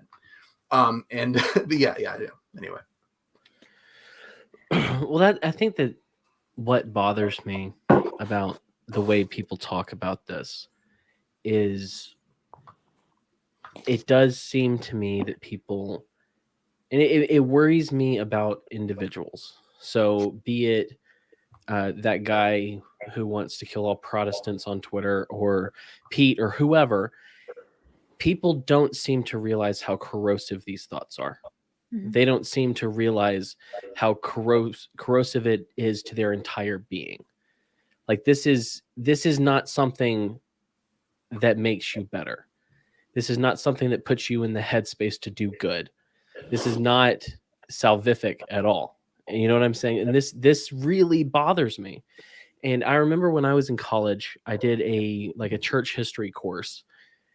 And of the church history course, we looked at the early church, and guess how long the section on whether or not Christians would partake in war or be in the military or would take up the sword was in that book. A sentence. That was less than I was going to guess. I was going to say a page. I was going to give them a whole page. It was like a sentence. And you have I've always felt sorry for those who have become soldiers or have joined the army or the Marines or whatever, and have been sold a bill of goods. They've been told what they're doing is good, that it's honorable. There's a lyric in a Coulter Wall song, what is it? That every time I hear it, I'm like, I love this guy's music, but every time I hear this lyric, I just want to scream. Let's see if I can find it. But he says, well, he died for his country, and he died for his kin, and he died killing men, a most honorable sin. Part of me cringes because it's called honorable, but the other part of me is happy that it's called a sin. Mm-hmm. Because if you look at the early church, if you look at like Tertullian, for example, there's this really great quote. He says, only without the sword can a Christian wage war. The Lord has abolished the sword. And that was the common idea, with exceptions, of course. Cody's like looking for stuff to pull out right now. But early on, there were Christians who were tortured and killed or put into gladiator fights because they wouldn't join the military, because they wouldn't kiss the state statues and pay they wouldn't do the things that the state wanted them to do. And there's a website, enemylove.com, which I think is fascinating that I came across this. But we don't realize, I think, because we tend, with the exception of some people who are in good old school high liturgical churches, they don't realize our history. They don't realize how Christianity was not a sword religion. It was a peace religion. It was a martyr religion. It was the way of doing things correctly. And the picture on this episode that I chose is important to me. It's an image that's been in my head for a while. And it's because I started looking into Revelation a little bit, because people were like, hey, let's do an episode on Revelation. And I'm like, oh, the hardest book in the Bible to do an episode about. Yeah, let's do that. So I was reading some different stuff, and I'm struck by this image. I can't tell you the verses. I can't give you, maybe Cody will help me out with some references in a second. But John he's having his revelation. He's seeing what God's showing him. And they talk about who can open up the seals. And he hears it said, the Lion of the tribe of Judah is strong enough to open these seals. But when he looks, he doesn't see a lion. He sees a slain lamb. Not a living lamb, a slain lamb, which is fascinating because, we're talking about violence, and some of the things that were said earlier really jumped out at me. But have you ever heard of what happens when a male lion takes over a pride? Do you know what goes on in that animal's ecosystem? You just kill all the other males, right? Well, he doesn't just. So what a lion does when he takes over is he doesn't just kill the other males. He essentially, in a lion pride, all of the babies come from one man, one lion, and in order for the lionesses to go into heat and to be ready to make new babies, they can't have cubs around. And so the lion, when he takes over the pride, kills the cubs to force the lionesses to go into heat so he can then create the pride in his image. I hate to tell you, man, that's not just lions. There's a reason that babies look like their fathers when they come out. Yeah. But when John sees this vision and he hears a call for the Lion of the tribe of Judah, he sees a slain lamb, which this is an image that we need to look at, because later on, when you see the battle, the great battle between the beast and the army of God, you see Jesus on a white horse, clad in white, sword coming out of his mouth. But before the battle starts, his robes are covered in blood. They're not his enemy's blood. This is not blood from doing battle. This is blood from being sacrificed. So within Revelation, there's this story and this image that's put in there that shows us how we win the war. And we win the war the way Jesus won the war, which was self-giving, self-sacrificial love and not killing our enemies. It's worth noting, Cam, that he's not just described as the line of the tribe of Judah. He's described as a king who's conquered. And Yeah. it's, if I recall, it's past tense, that he has already conquered. Mhm. And then he Right. comes in as the lamb who's been slain. Yeah, and yeah. Because isn't the enemy actually death? Like death is the actual The enemy. final enemy. The final enemy, yeah. Yeah. I mean, the beast is the enemy, and the beast is a wonderful image because there's a lot of conversation about what that beast is. Mhm. And at the end of the day, it looks a lot to me like Babylon. And I'm sure, please insert some stuff in here, Cody, because you know that when I start talking about something I care about, and I'm like, hey, I want to put a slain lamb tattoo on my arm, that I'm going to talk about it loudly for a second. But I want to know where your mind is on this. No, I mean, yeah, Revelation's an interesting book, and I've read actually a lot about it recently, and yeah, I think that the contrast is between the conquering king, who is the Lion of the tribe of Judah, who comes in as the slain lamb, versus the dragon, who, as I pointed out in some of my books, I mean, the dragon is Satan, of course. He has 7 crowns on his 7 heads, which 7 is a symbol for completeness, and of course, crown is a symbol for power, political power especially. And then he's the one who gives power over to the Babylon state, right? The beast. And that's not just the end times situation. So we put Revelation all in the end. But that's how Satan describes himself in Luke chapter 4, I think, as the one who gives power to every nation and decides who's going to get that power. Jesus doesn't correct him on that point. That seems to be the position that the New Testament stakes out. In John, I think Jesus refers to Satan as the god of this world 3 or 4 different times.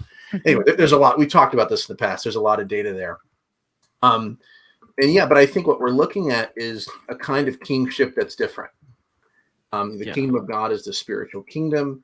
It's not a physical kingdom that has crusades and war and kills people. And I think this is something we haven't really said yet, but I think it should be said. As Paul says, our enemies are not physical. Our enemies are spiritual. And as a result, our weapons are not physical or are not carnal, as Paul says. They're spiritual weapons. So we fight a spiritual battle with spiritual weapons against spiritual opponents. And so we can talk about, and John made a good point earlier about the way that we're sort of divided by the political elite or whatever. But even they are not the ultimate enemy. The ultimate enemy are these spiritual powers that are behind everything. And so I think that's why, like as I said earlier, like was it Douglas John Hall or Don Douglas Hall? Don, I'm screwing up my words here. He had said that love is always harder to understand than power. Douglas John Hall. And I think we don't get it because it is counterintuitive. Some scholars refer to it as the upside down kingdom. It doesn't work the way we think it does. We think that if you aren't a tough guy with a gun or whatever, then you're not really talking about meaningful change. You're not talking about really doing anything. And Jesus, the crucifixion suggests the opposite, that Jesus conquers by sacrificing himself, and that's the big surprise that I think Paul says is offensive to Jews, right? And Gentiles don't get it either. So yeah, I think enemy love is such a key component because ultimately enemy love is how we defeat our enemies. Yeah. We don't. I think it's really the only guaranteed way to defeat our enemies, because if we don't change them, then we are handing them over to God to deal with them. Yeah. And one way or another, they get defeated. But I want to say, was it Lactantius, early church father, who said that when we return violence for violence, we are defeated by our enemies. And just to nerd out a little bit, there was a Star Trek movie, like the original Star Trek series, where Kirk was on trial for for killing someone by Klingons. Klingons were the notorious enemies of humans in this world. And giving him advice before he's going to speak for these people, Spock tells him, people will often strain to hear the sound of a whisper when all there is screaming.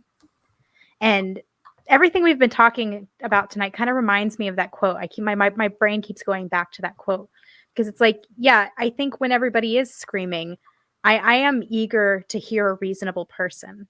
I'm eager to hear someone who's quietly talking. And I think that there's something in our nature that isn't just going to give over to the most powerful person, the loudest person, the person, you know, who's taking over the space with their ideology. It's not in our nature. We have something of God in our nature that makes us strain to hear the whisper.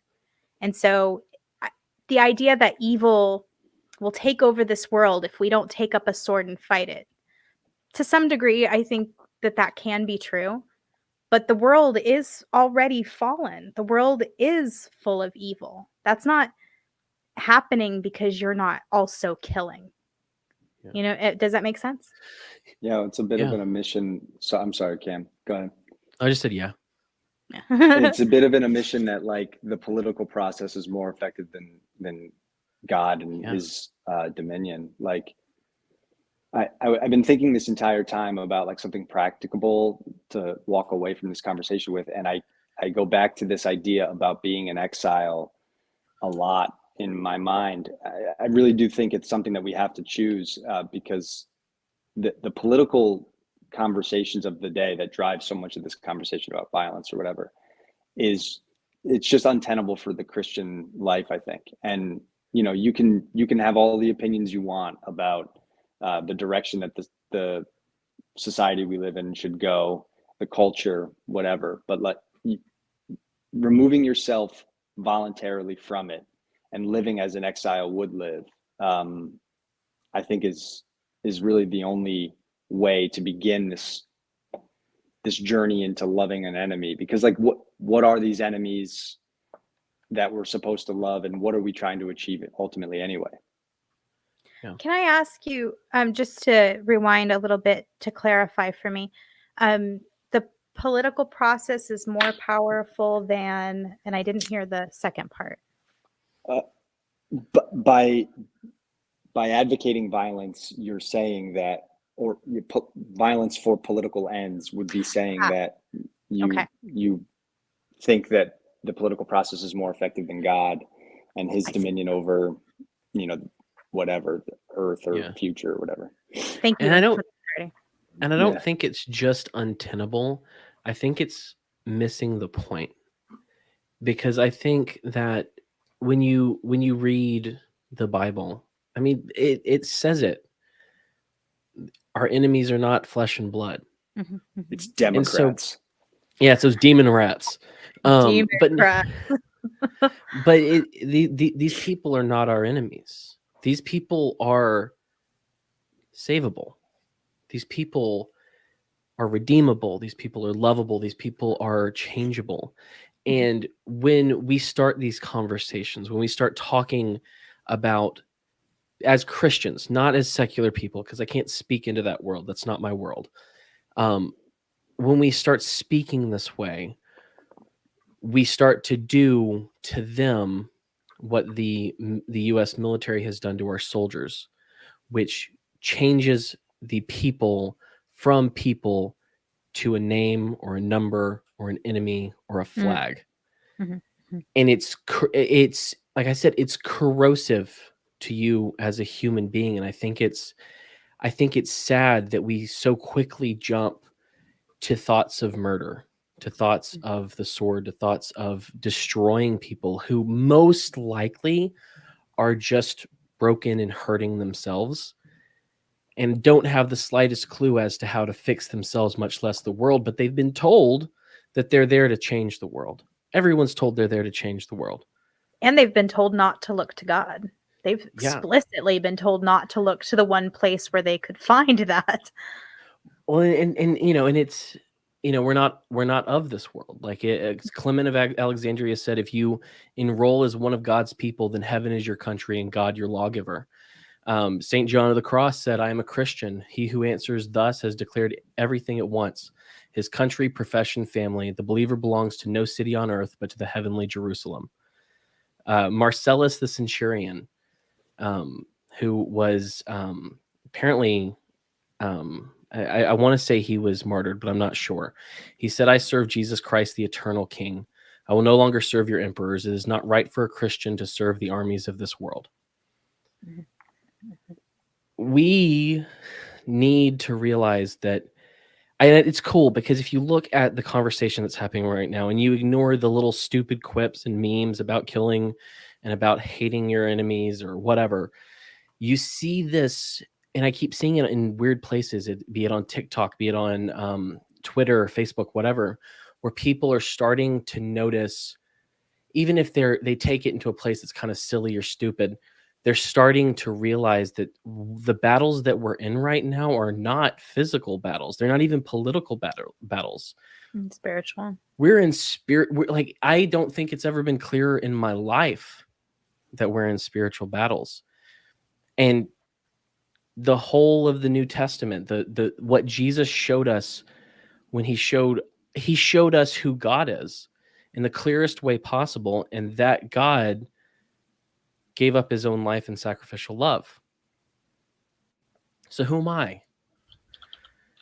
Who am I to see these people who are hurting and they're doing stupid things and they're doing evil things?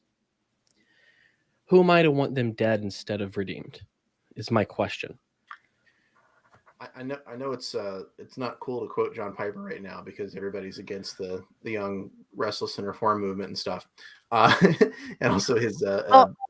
If it's a benefit, I don't know who that is, so you can quote him.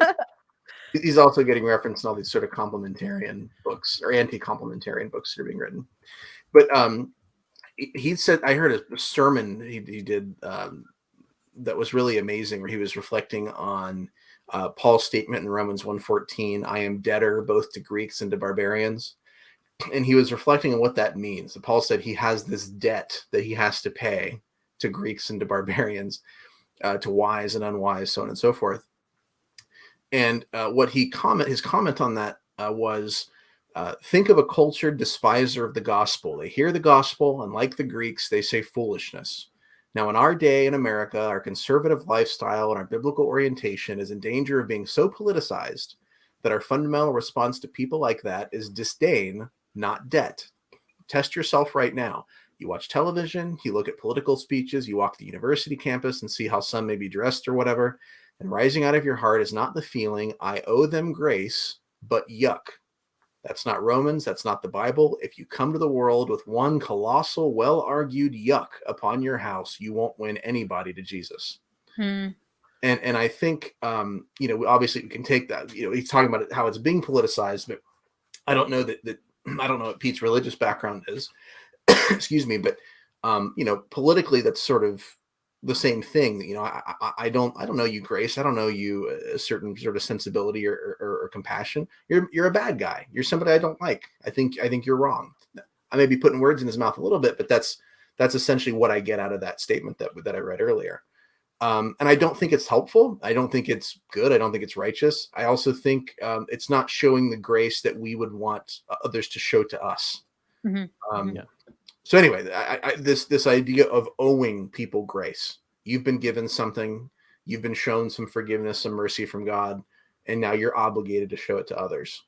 If I could just for a second play devil's advocate, what would you say if someone responded to that with, well, that's all well and good until they line you up against a wall. That's all well and good until they line you up in front of a ditch.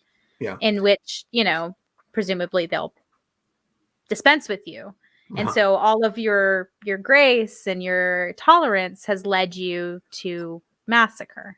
Yeah. If you're a Christian, then I get to be mentioned in Revelation. Yeah, you got it. As one of the martyrs under the altar. Yeah. So I mean, that's awesome. I'm there for that. If you're a Christian, you say so be it. But I think pragmatically, first of all, there is as John was sort of saying, although I don't think he used this word, there's a certain level of paranoia where people are seeing that where it's not a legitimate threat.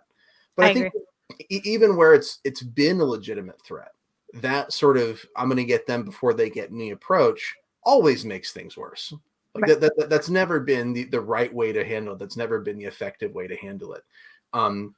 And I was just reading about the genocide in Rwanda. So the Hutus felt like the Tutsis started it, and so they planned this genocide. Hundreds of thousands of Tutsis are killed. Hundreds of thousands are raped by Hutus. And they kind of got to this point where they said, we can't keep doing this. We have to figure something out. So they began this reconciliation process, which I think is hard for us to even imagine. I mean, how do you reconcile the people that killed and raped people that you loved? But they said, we have to do it, because if we don't, it's assured mutual self-destruction or mutual destruction. So anyway, I just, anyway, that's where I guess that's sort of what I'd say to that. Sure. Yeah. I ask it not because that's sort of my idea, but I know that if I were to say that, that would be the thing that came out immediately afterward. Well, that's all well and good until they line you up in front of a ditch. What do you say to that? Well, I agree with you as a Christian. Right. Well, and also, what can you do when you're lined up in front of a ditch anyway? But yes. In the Colosseum, when Christians were torn apart by lions, it did nothing but convert Romans. Yeah. Every Christian that was murdered in the Colosseum created 10 more Christians, 100 more Christians, in some cases 1,000 more Christians behind him. Because people were watching from the stands, saying, why are these people singing on the way to being torn apart by a lion?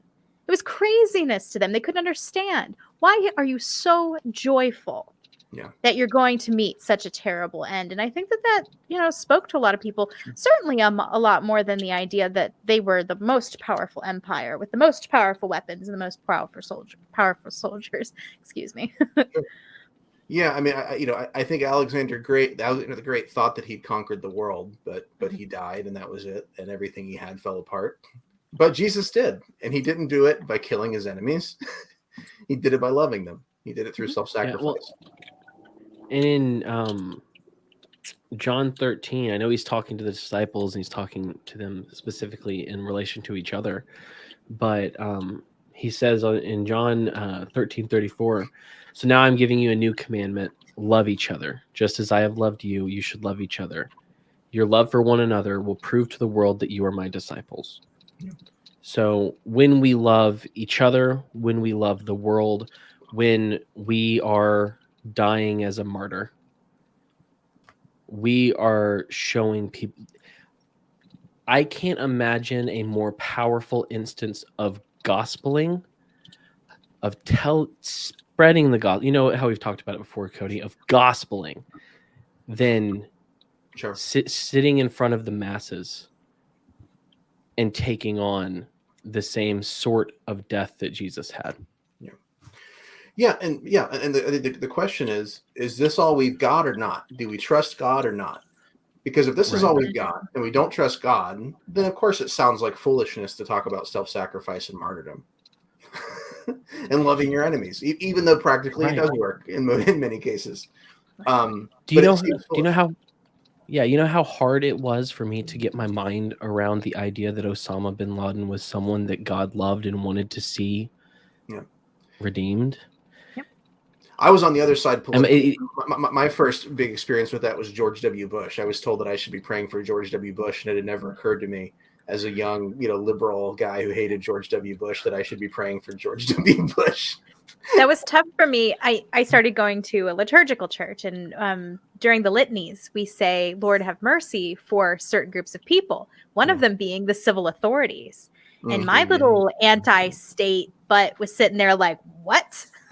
The civil authorities? Well, even if you don't like these people too much, you think that they're making bad decisions, wouldn't you hope that they would be influenced by the Lord, that the Lord would have mercy on them, and that they would make better decisions? You better bet your boots you better pray for the civil authorities. They need it more than anybody. Yeah, good point. I'm not the guy who pushes the button, but I think John's on his way to work now, so maybe it's a good time to wrap up. Oh, no. You guys are good. This is great. But no, I mean, and that's what's crazy is that verse in Matthew 5. It doesn't just say to love them. It also says to pray for blessings for them, to bless them and not to curse. And I can't help but notice my peers. People, I wouldn't at this point. I wouldn't use the word libertarian on myself. I wouldn't use any political designation because I don't think it's important to me at all. You know, I mean, I know that there are probably people out there be mad at me for saying that, you know, you should be concerned about what's going on in the world. And I'm like, I am. And that's why I don't want to be a part of that. That's why I want to change the world through following Jesus and through hopefully inviting other people to follow Jesus so that we can bless those who curse us, so that we can pray for those who persecute us. I think that's a really actually important point, because when we talk about praying for our enemies, a lot of times people will think to pray for someone who's persecuting and then like, man, Lord, I pray that this person will stop annoying me. I pray that they'll stop persecuting me. Well, you're praying for yourself. Instead, you're supposed to be praying for them, literally, as Cam said, to be blessed, to have good things happen to them in their life, for them to get the things that they want. And in that prayer, you're doing what Cody said, which is you owe them grace. That's your job. It's your job to pray for them, specifically because they've been placed in your path as someone who annoys you and persecutes you and does those things to you. You were given them as a charge in terms of your prayers for them. Yeah. And that's the thing for Christians out there. If you think about your so-called enemy, and I have to say so-called because I don't think they're really your enemy, but when you think about your so-called enemy and you want to see them hurt or thrown in prison or tarred and feathered or killed, stop. And I don't mean stop like, hey, you stop that. I mean, you know, Shabbat, Sabbath, stop and point it toward God. Pray. Do you know how hard it is to pray good things for someone that has treated you terribly, like personally? But do you know how much that does for you in like a discipline sense? Like, I don't know if you've ever done this, but have you noticed how much it changes you when you stop wanting death for people and start praying for their life? Like like that moment about it, and I say it, I'll mention him again. That moment with Osama bin Laden and his death and the celebration that I had on my lips convicted me deeply and changed me from that moment. I am not the person I was before that moment. That's why I think that is innate. That's that piece of God in us. Then that's why military might, even as strong as it has not always been the victor, especially as we have moved on through history. It's actually that kernel of God that we recognize, that we want to follow, that we want to be part of. That's why, like, the freest society on earth, which is, you know, as for all of its problems, America is awesome in that regard, that we've given this immense amount of human freedom to people that they've never had before on the planet, and that we thrived as a result. So it's like there's a clear result, an action and result that comes from living peaceably, from allowing people who are different than us to live their lives freely. It's just not something we're used to doing. It's new. On the historical stage, that behavior is new. We don't know how, and it's difficult for us, but we're learning and we get better. I have positivity for the future. I don't think we're headed toward this horrible collapse of society. I think things are getting better. But it does look like John did say he was on his way to work, so I don't want him to have to leave unceremoniously. So we should wrap up. I wasn't sure if he was on his way to work or if he was going to like do a video about how Trump's going to save the country because he's in his car and everything. I'm driving to a peaceful protest right now, so I can go show how I'm nonviolent. Mostly peaceful. Mostly. Fiery, but mostly peaceful. But I would like to know, before I ask the seminal question of the show, is there anything else, John or Cody, that you want to add to this conversation, or even if you want to summarize anything from it that you're going to take away? Is there anything you want to leave the people with? I've got 10 pages of notes. There's a lot more I could say, but I'll save it.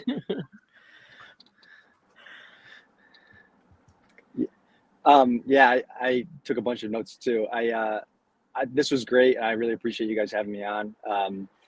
Both of you I've interacted with or seen on social media for years through like the AC group and stuff like that. So it's cool to be able to talk. Yeah. Yeah, it's so. I just I mean, sort of connected who you were all of a sudden. Sorry, go ahead. No, it's good. I mean, ultimately, I think I'm fortunate that voices like these are being amplified, and I don't know that I share your guys' optimism so much. I do worry for at least the short to medium term, having young kids, and I don't know. Maybe I'm swept up a bit in the Twitter sphere, but I see the importance of our nonviolence being asserted from an institutional perspective, especially like the church. I really wish and yearn for a peace posture from the American and Western churches, because I think it's going to be more necessary in our lifetimes, and whatever things are going to look like, if they are bad, I know that I'm going to do my best individually, and I think that that's something that every Christian should really grapple with and consider the weight of, and remember Matthew 5 and the importance of being meek in the face of chauvinistic power or whatever. Yeah, so thanks so much, guys, for having me on and listening to me drone on. I don't think anyone had a chance to drone. We've all been like throwing ourselves in there where we can. Since you're driving, I'll ask you the last question, which I think is important, and then maybe we'll bug Cody for a few more minutes.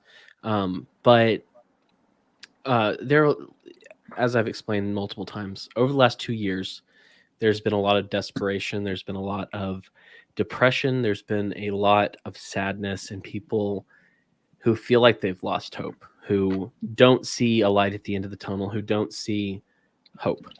And so we do like to cap off these conversations with the question, what is something in your life right now? It could be any form, local, personal, global, whatever.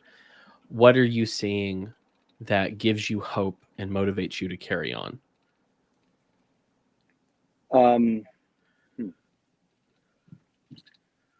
I did the gratitude journaling practice for a while. It's fallen out of my routine because I have 3 young boys, but I would say first and foremost would be my family, my direct family. I bought a house about 6 months ago, been renovating it. I have 3 boys, 3, 2, and 2 months old.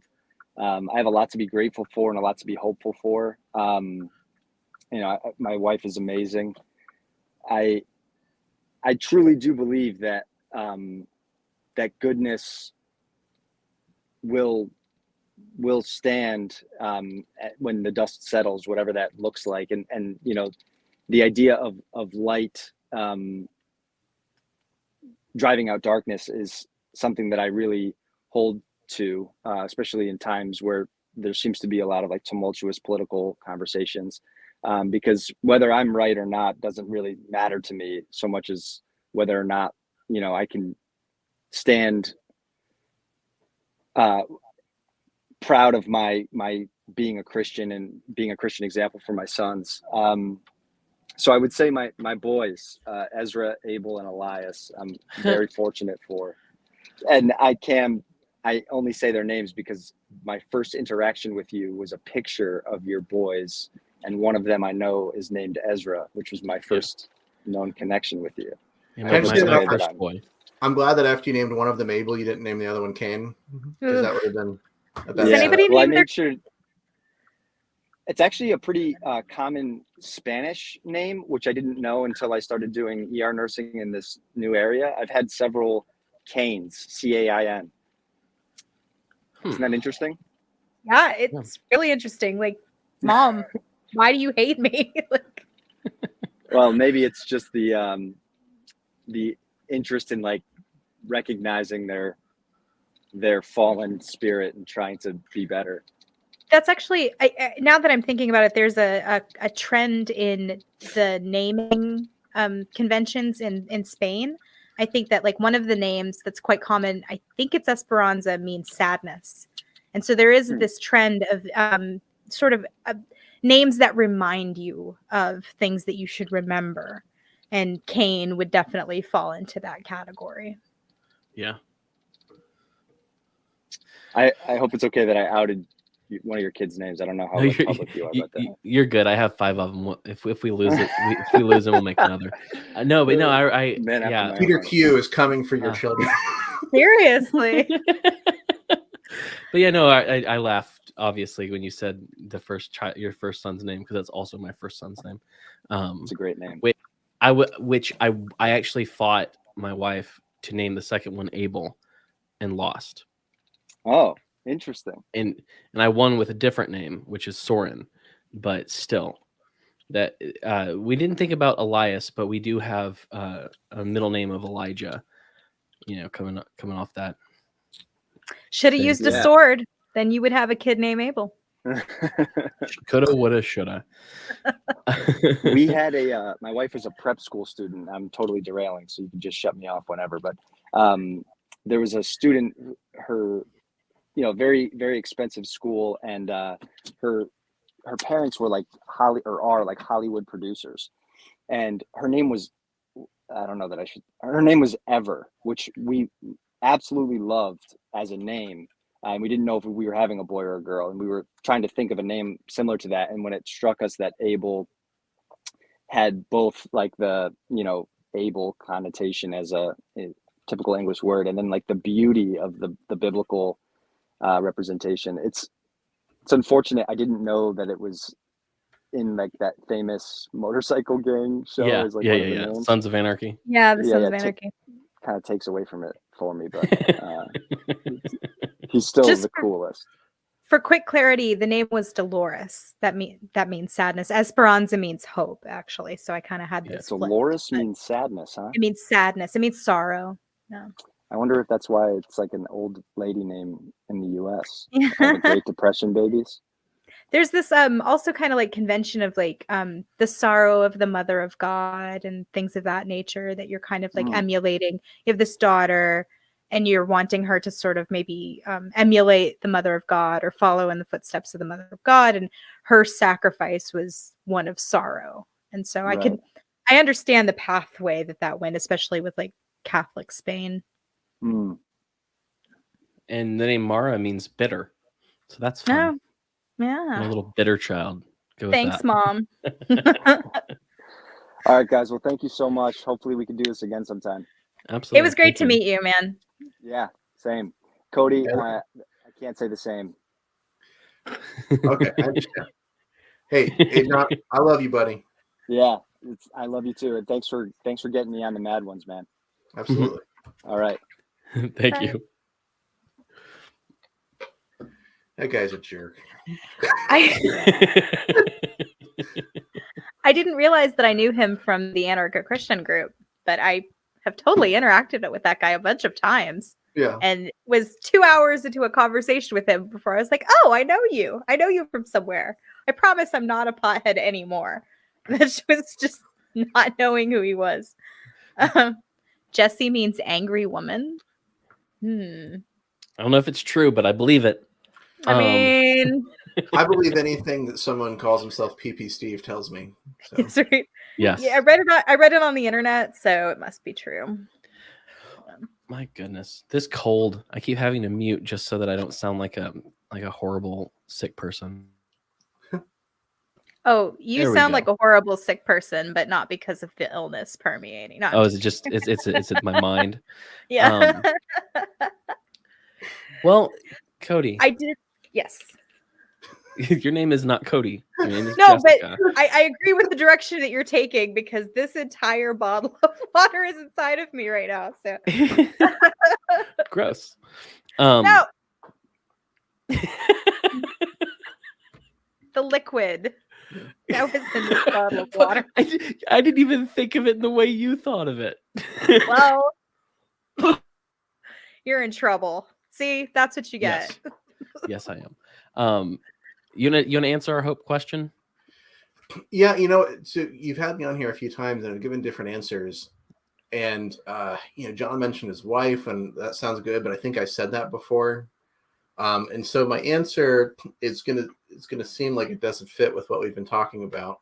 But I'm gonna say capitalism, because, or the relatively free market, because when we talk about progress, I mean there's a connection there with prosperity, right? I mean, the fact that people can feed themselves and take care of themselves, and that we're moving in a direction that is a good direction. There's a book, is it 10 Global Trends Every Smart Person Should Know by Ronald Bailey. And I mean, we've ultimately in very rapid succession, we've not entirely abolished, but really eviscerated what's called extreme poverty. And it's happened very quickly. And it's really the result of, two things really. One is the sort of, they call the rule of law, which really just means that the state people who run the government have some sort of accountability and don't play entirely by different rules, even though they kind of do. And the other thing is free market and globalization. And I think that's really awesome. I love the idea that we can open things up and people can work and take care of themselves, and we don't have to have this kind of whole world built entirely on charity for anybody to be able to eat. The globalists. I'm thankful for the globalists. And the That was frogs. super. It's really good. You're really good at that. We're coming for you, globalists. Man, that gay frog thing is true, by the way. I looked into that. It's true. We should probably save that for the next conversation. Yeah. Okay, we will. Yeah. We're gonna do a Look it whole up. gay frogs episode. It's funny. I think Cody is like one of the number one people that I ask, like, what should I do a show on? Who should I talk to? And then his recommendations just like don't answer emails or stuff. But is you mentioned a complementarianism episode. Is that something you're interested in? I'm not. I have some like thoughts on it. I'm kind of like a soft egalitarian or soft complementarian. I'm kind of in the middle. So I don't know. I don't know that would be the best one for me. Maybe. Yeah. I think we'll need somebody, because I don't even know what complementarianism is. Well, and so there are the views of humanity, men and women. There's egalitarianism and complementarianism. And when I'm saying an episode on that, I mean specifically kind of in the realm of church and ordination. I was talking to, I'm in a group chat now with Glenn Peoples and Cody and Chris Date, and I kind of talked to Glenn about it a bit. And I think it would be really interesting to talk to him in particular, because the moment I said, this is a very interesting topic I'd like to talk about, he was like, and here's some of the things that I found that are kind of weird in this area, which I won't, tell everyone the whole story right now. But it was funny because it was something that I'd also noticed. And it's a very weird conversation. So maybe that's a Glenn Peoples conversation. It could be. What I would love. Yeah. Sorry, go ahead. I was saying it could be something good for him, especially because he's an Anglican. Like I'm somebody who doesn't really believe in like the episcopacy, so it's like a kind of I would give kind of a complicated answer to that question. Yeah. So what I would love is a website or a reference that lists all of these esoteric Christian terminologies and what their meanings are, such as episcopacy, eschatology, things of this nature, where if you're like me and you've wandered into Christianity off the street 3 years ago and have no idea what any of these things are, you can look for a quick reference. Someone should make that website. I should make that website. Eschatology is the study don't- of the end. You see, when a man is explaining, it's mansplaining. Yeah, and when a woman does it, it's wrong. All right, fair enough. Fair enough. Oh my god! If I cough one more time. I have to pee too much to argue with you, to be honest. All right. So with that, I'm going to make Cody sit here because he has to. If you want to follow Cody on Twitter, he's at Cantus Firmus. If you want to follow John on Twitter, he's at Anti-War War Vet. Cody also has his podcast and his website, which is cantus-firmus.com, which I'll put at the bottom of the screen, cantus-firmus.com. And John also has his website, which is antiwarwarvet.com. Very easy to remember, and you don't have to get out a dictionary to figure out what the hell Cantus means. So great. I can't remember if the site had V in it. It doesn't. In fact, because I used to he sent me a ball cap that had the Anti-War War Vet like insignia, and it said Anti-War War Vet on it. But it didn't say the Anti-War War Vet, so I was sort of accused by people of like stolen valor because they thought I was saying I was an Anti-War War Vet, and so I had to stop wearing it, even though I was really just trying to promote my friend's website. Beyond that, let me see. What do I need to tell you? Oh, next week, end of the month episode. I think that most likely we're just going to do me and Jessica. We're going to talk about what our plans are, what we learned this month, just kind of wrap it up. If you want to send us questions and us do an AMA, feel free to send us some for next week. But that's all. If you want to follow me on Twitter, I'm at Ham Carlos. If you want to follow Jessica, she's at Soup Canarchist still. Every time I say it, I'm surprised that it's still your name. I'm lazy. If you want to join us for the occasional early episode, Zoom party, things like that, you can go to patreon.com/themadOnes. If you want a t-shirt or a mug, we are themadOnes.com/store. If you are listening, you can watch us on YouTube every Wednesday at 8:30 p.m. Eastern time. If you're watching now or you happen to be on YouTube, well, if you're not on YouTube right now, go to YouTube, go to youtube.com/themadOnes. Use your browser. Much easier to find that way because there's some stupid musical with the same name and you'll get a bunch of stuff. Or, put in your YouTube thing, The Mad Ones, and then type my name or Jessica's name or Cody Cook. It doesn't matter. You'll get to us. Or podcasts. To be clear, it's youtube.com/themadOnes. So the V is important. Yes. So do that. Subscribe, like this video, share it, do all of the things. If you don't like YouTube or the corporate technocracy, you can also go to the other technocracies, Rockfin and Odyssey, and find us on there. And we're on all podcatchers, everything like that. That's all I have. You wanna leave the people with anything, Cody? I think I said everything I needed to say. I don't believe you. I'm going to say one more thing. I still feel like I shouldn't have mused about whether or not people were really serious about their violence because they don't blow up abortion clinics. I just want to say that the point I was making was that people don't blow up abortion clinics, and that's a good thing, but they should follow that logic into other areas. Thank you for the clarity, because I was over here wondering how serious I really was about being pro-life because I had not yet bombed an abortion clinic. I thought you were going to say you were emailing the FBI while we were talking. Yeah, I got him a speed dial. Well, for the rest of you, we love you, and you have a chance to be a light in the world, so go light it up.